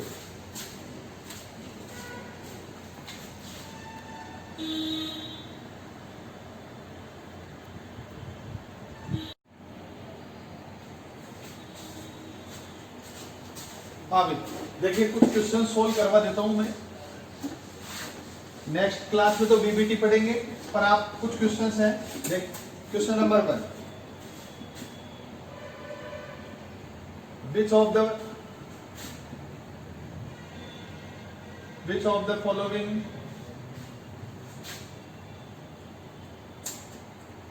the following complex have maximum number of isomer? Question क्या है? Which of the following complex है मैक्सिमम नंबर ऑफ आइसोमर? इनमें से कौन सा समावयवी है जो अधिकतम संख्या में क्या रखेगा? कौन सा संकुल है जो अधिकतम संख्या में समावयवी रखेगा? फर्स्ट एग्जांपल लिया इसमें हमने PT H2O NH3 FCl Bri, एक तो ये कॉम्प्लेक्स लिया। सेकेंड हमने प्लेटिनम का कॉम्प्लेक्स लिया ही, फिर हमने लिखा PT NH3 H2O Cl Br। सी में हमने लिया COEN2Cl2, अभी मैंने आपको क्लियर किया, अभी समझाया था, COEN2Cl2 पॉजिटिव चार्ज, और D लास्ट हमने लिया इसमें FeNH3 4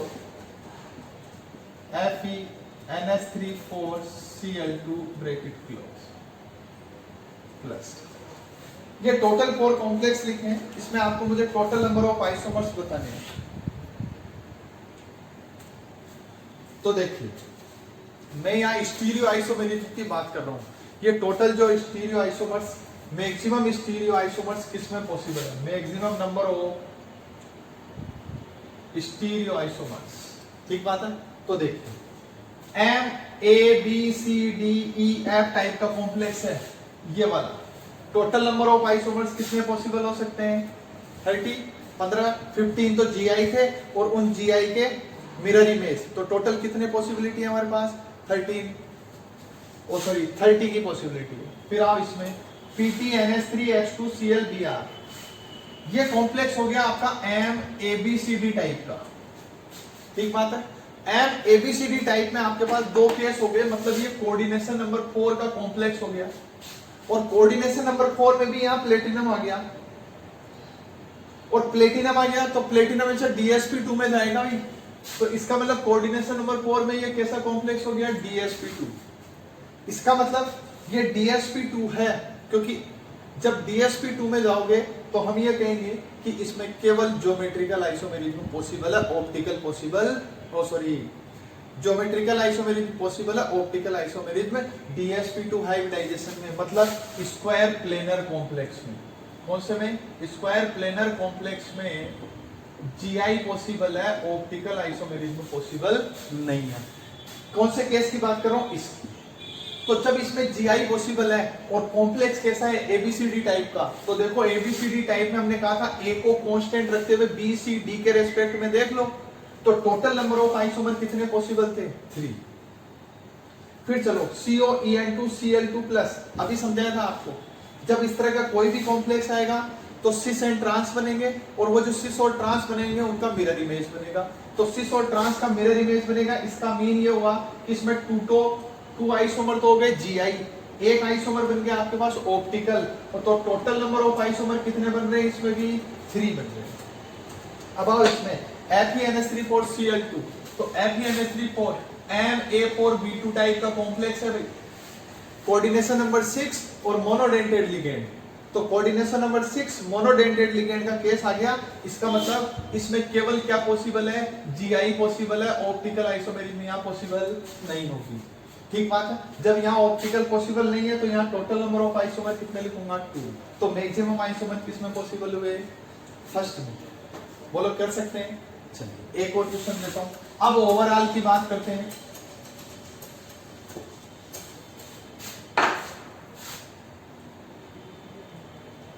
Which of the following compound complex, which of the following complex has minimum number of isomer,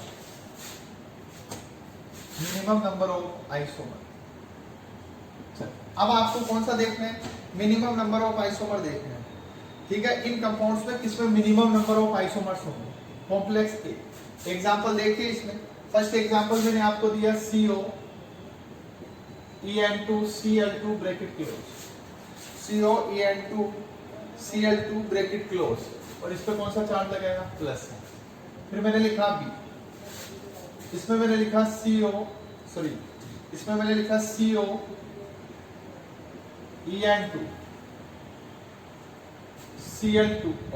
NO2, इस पे मैंने प्लस चार्ज लगाया, ब्रैकेट में 2, ठीक बात है।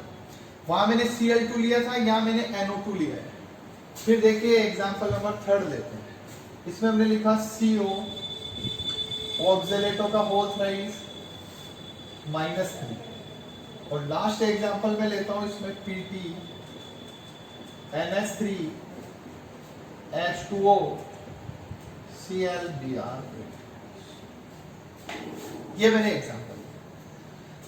अब आपको ये देखना है, यहां मैंने आपको ये बोला है minimum number of isomer, minimum number, ठीक बात है। तो मिनिमम नंबर ऑफ आइसोमर देखना है तो आपको यहाँ स्ट्रक्चरल भी देखना है, क्योंकि यहाँ मैंने कंडीशन दी थी स्टीरियो देखना, यहाँ मैंने कंडीशन दी है आपको ओवरऑल आइसोमेरिज्म की बात करनी है, मतलब आपको स्ट्रक्चरल भी देखना है और ऑप्टिकल भी देखना है। तो जब आप स्ट्रक्चरल और ऑप्टिकल दोनों देखेंगे तो आपको उस केस में ये देखना है सबसे पहली चीज कौन कोऑर्डिनेशन नंबर 4 में है, कौन कोऑर्डिनेशन नंबर 6 में है। एक बार कौन जीआई देगा, कौन ऑप्टिकल देगा, या कौन उधर आयोनाइजेशन हाई जो है वो आइसोमर देगा या हाइड्रेट दे सकता है, या जितनी भी टोटल आपने अब तक समावेताएं पढ़ी, आइसोमेरिज्म पढ़ी है, वो सारी आपको यहाँ चेक करनी। तो देखो हम इस एग्जांपल की बात करते हैं COEN2Cl। इस एग्जांपल की अगर हम बात करें तो यहाँ क्या कोई आपको आयन दिखा हुआ, कोई कॉमन आयन नहीं है, कोई कॉमन आयन नहीं है, इसका मतलब आयनाइजेशन नहीं होगी, H2O मॉलिक्यूल नहीं है, हाइड्रेट नहीं होगी, एम्फिडेंटेड लिगेंड नहीं है, इसका मतलब लिंकेज नहीं होगी, साथ में कोई अदर कॉम्प्लेक्स नहीं है, ठीक है, इसका मतलब इस वाले केस में किसी भी तरह की स्ट्रक्चरल आइसोमेरिज्म पॉसिबल नहीं है। तो केवल और केवल इस वाले केस में जीआई और ऑप्टिकल जीआई और ऑप्टिकल पॉसिबल। कौन कौन सी आइसोमेरिज्म पॉसिबल है? जीआई और ऑप्टिकल। और जब जीआई और ऑप्टिकल पॉसिबल है तो टोटल नंबर ऑफ आइसोमर कितने होंगे भाई? 3, ठीक है। अब चलो COEN2NO2, याद देखो, वेरी गुड, बहुत अच्छा एग्जांपल है। NO2 एम्फिडेंटेड लिगेंड है या नहीं है? नाइट्रोजन डोनर साइट हो सकता है, दाता परमाणु हो सकता है, और दूसरे केस में ऑक्सीजन भी डोनर साइट हो सकता है, दाता परमाणु हो सकता है। तो दोनों दाता परमाणु है तो फिर दोनों के रेस्पेक्ट में आइसोमर बनेंगे एम्फिडेंटेड लिगेंड के केस में। एक तो ये। सेकंड, क्या ये बाइडेंटेड लिगेंड के साथ ऑप्टिकल और जीआई दे सकता है क्या? तो हम बोलेंगे देगा, क्योंकि हमने कहा सिस और ट्रांस पॉसिबल है और सिस ट्रांस में जीआई पॉसिबल है। तो जब हम इस केस की बात करेंगे तो इस केस में हम ये बोल सकते हैं कि ये जो एग्जांपल है, इस एग्जांपल में हमारे पास 3 तरह की आइसोमेरिज्म पॉसिबल हो सकती है। हम बोल सकते हैं इसमें जीआई होगी, इसमें ऑप्टिकल होगी और इसमें लिंकेज होगी।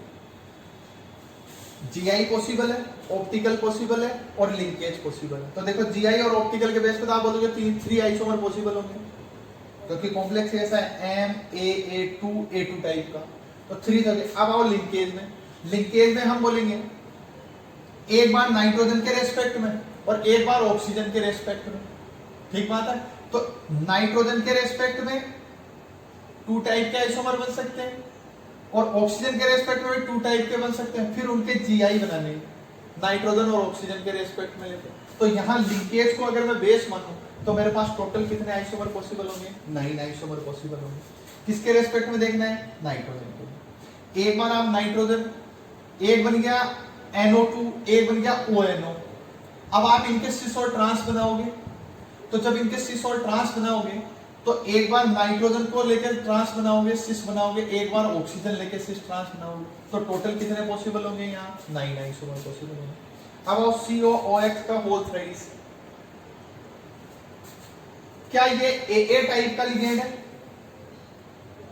भाई सिमेट्रिक बाइडेंटेड सममित द्विदंतुक लिगेंड हो गया, तो AA टाइप का है, इसका मतलब जीआई पॉसिबल नहीं है, लेकिन ऑप्टिकल पॉसिबल है, क्योंकि प्लेन ऑफ सिमेट्री एब्सेंट होती है। मैंने एक नोट लिखाया है आपको। तो देखो इसका मीन ये हुआ कि यहाँ जो है वो केवल कौन सी आइसोमेरिज्म पॉसिबल है? ऑप्टिकल। और ऑप्टिकल पॉसिबल है तो टोटल नंबर ऑफ आइसोमर कितने होंगे? 2। इस केस में केवल ऑप्टिकल पॉसिबल है, तो कितने आइसोमर बनेंगे? 2। अब आ जाओ इसमें PT NH3H2OClBr, अभी समझाया था, MABCD type, coordination number 4, DsP2 square planar, GI होगी, ऑप्टिकल नहीं होगी। एक को रखना है, बाकी को हटाना है। टोटल नंबर ऑफ आइसोमर कितने होंगे? 3। कौन सी पॉसिबल है? जीआई। और टोटल आइसोमर कितने होंगे? 3। तो हमारा आंसर क्या होगा? मिनिमम आइसोमर किसमें पॉसिबल है? COOH का होल थ्राइस। बोलो कर सकते हैं क्या? तो मैं एक क्वेश्चन देता हूं, उसको आप सेल्फ सोल्व करें। क्वेश्चन लिखिए। क्वेश्चन था हमारा which of the following complex. अच्छा ये रब करता हूं, इसको तो रब करो।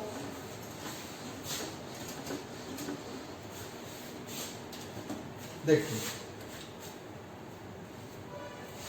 क्वेश्चन वही है, which of the following compounds give maximum number. अब यहाँ मिनिमम की जगह मैंने क्या कर दिया है, मैक्सिमम नंबर ऑफ आइसोमर। ठीक है, अच्छा इसमें हम ये कर लेते हैं, which of the following compound has maximum number of isomer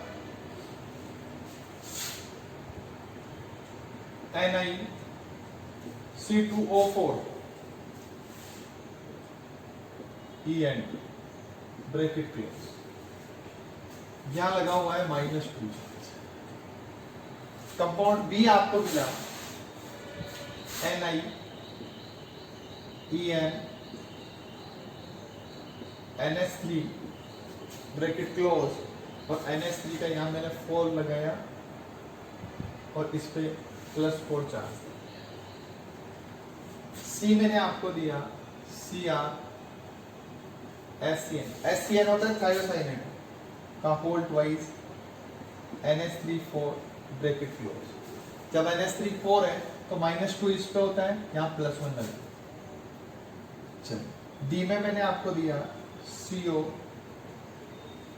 NH3 4 Cl, यह आपको सोल्व करना है। ठीक है, टोटल नंबर ऑफ आइसोमर्स कौन कौन से होंगे, इसमें कौन कौन सी आइसोमेरिज्म पॉसिबल है।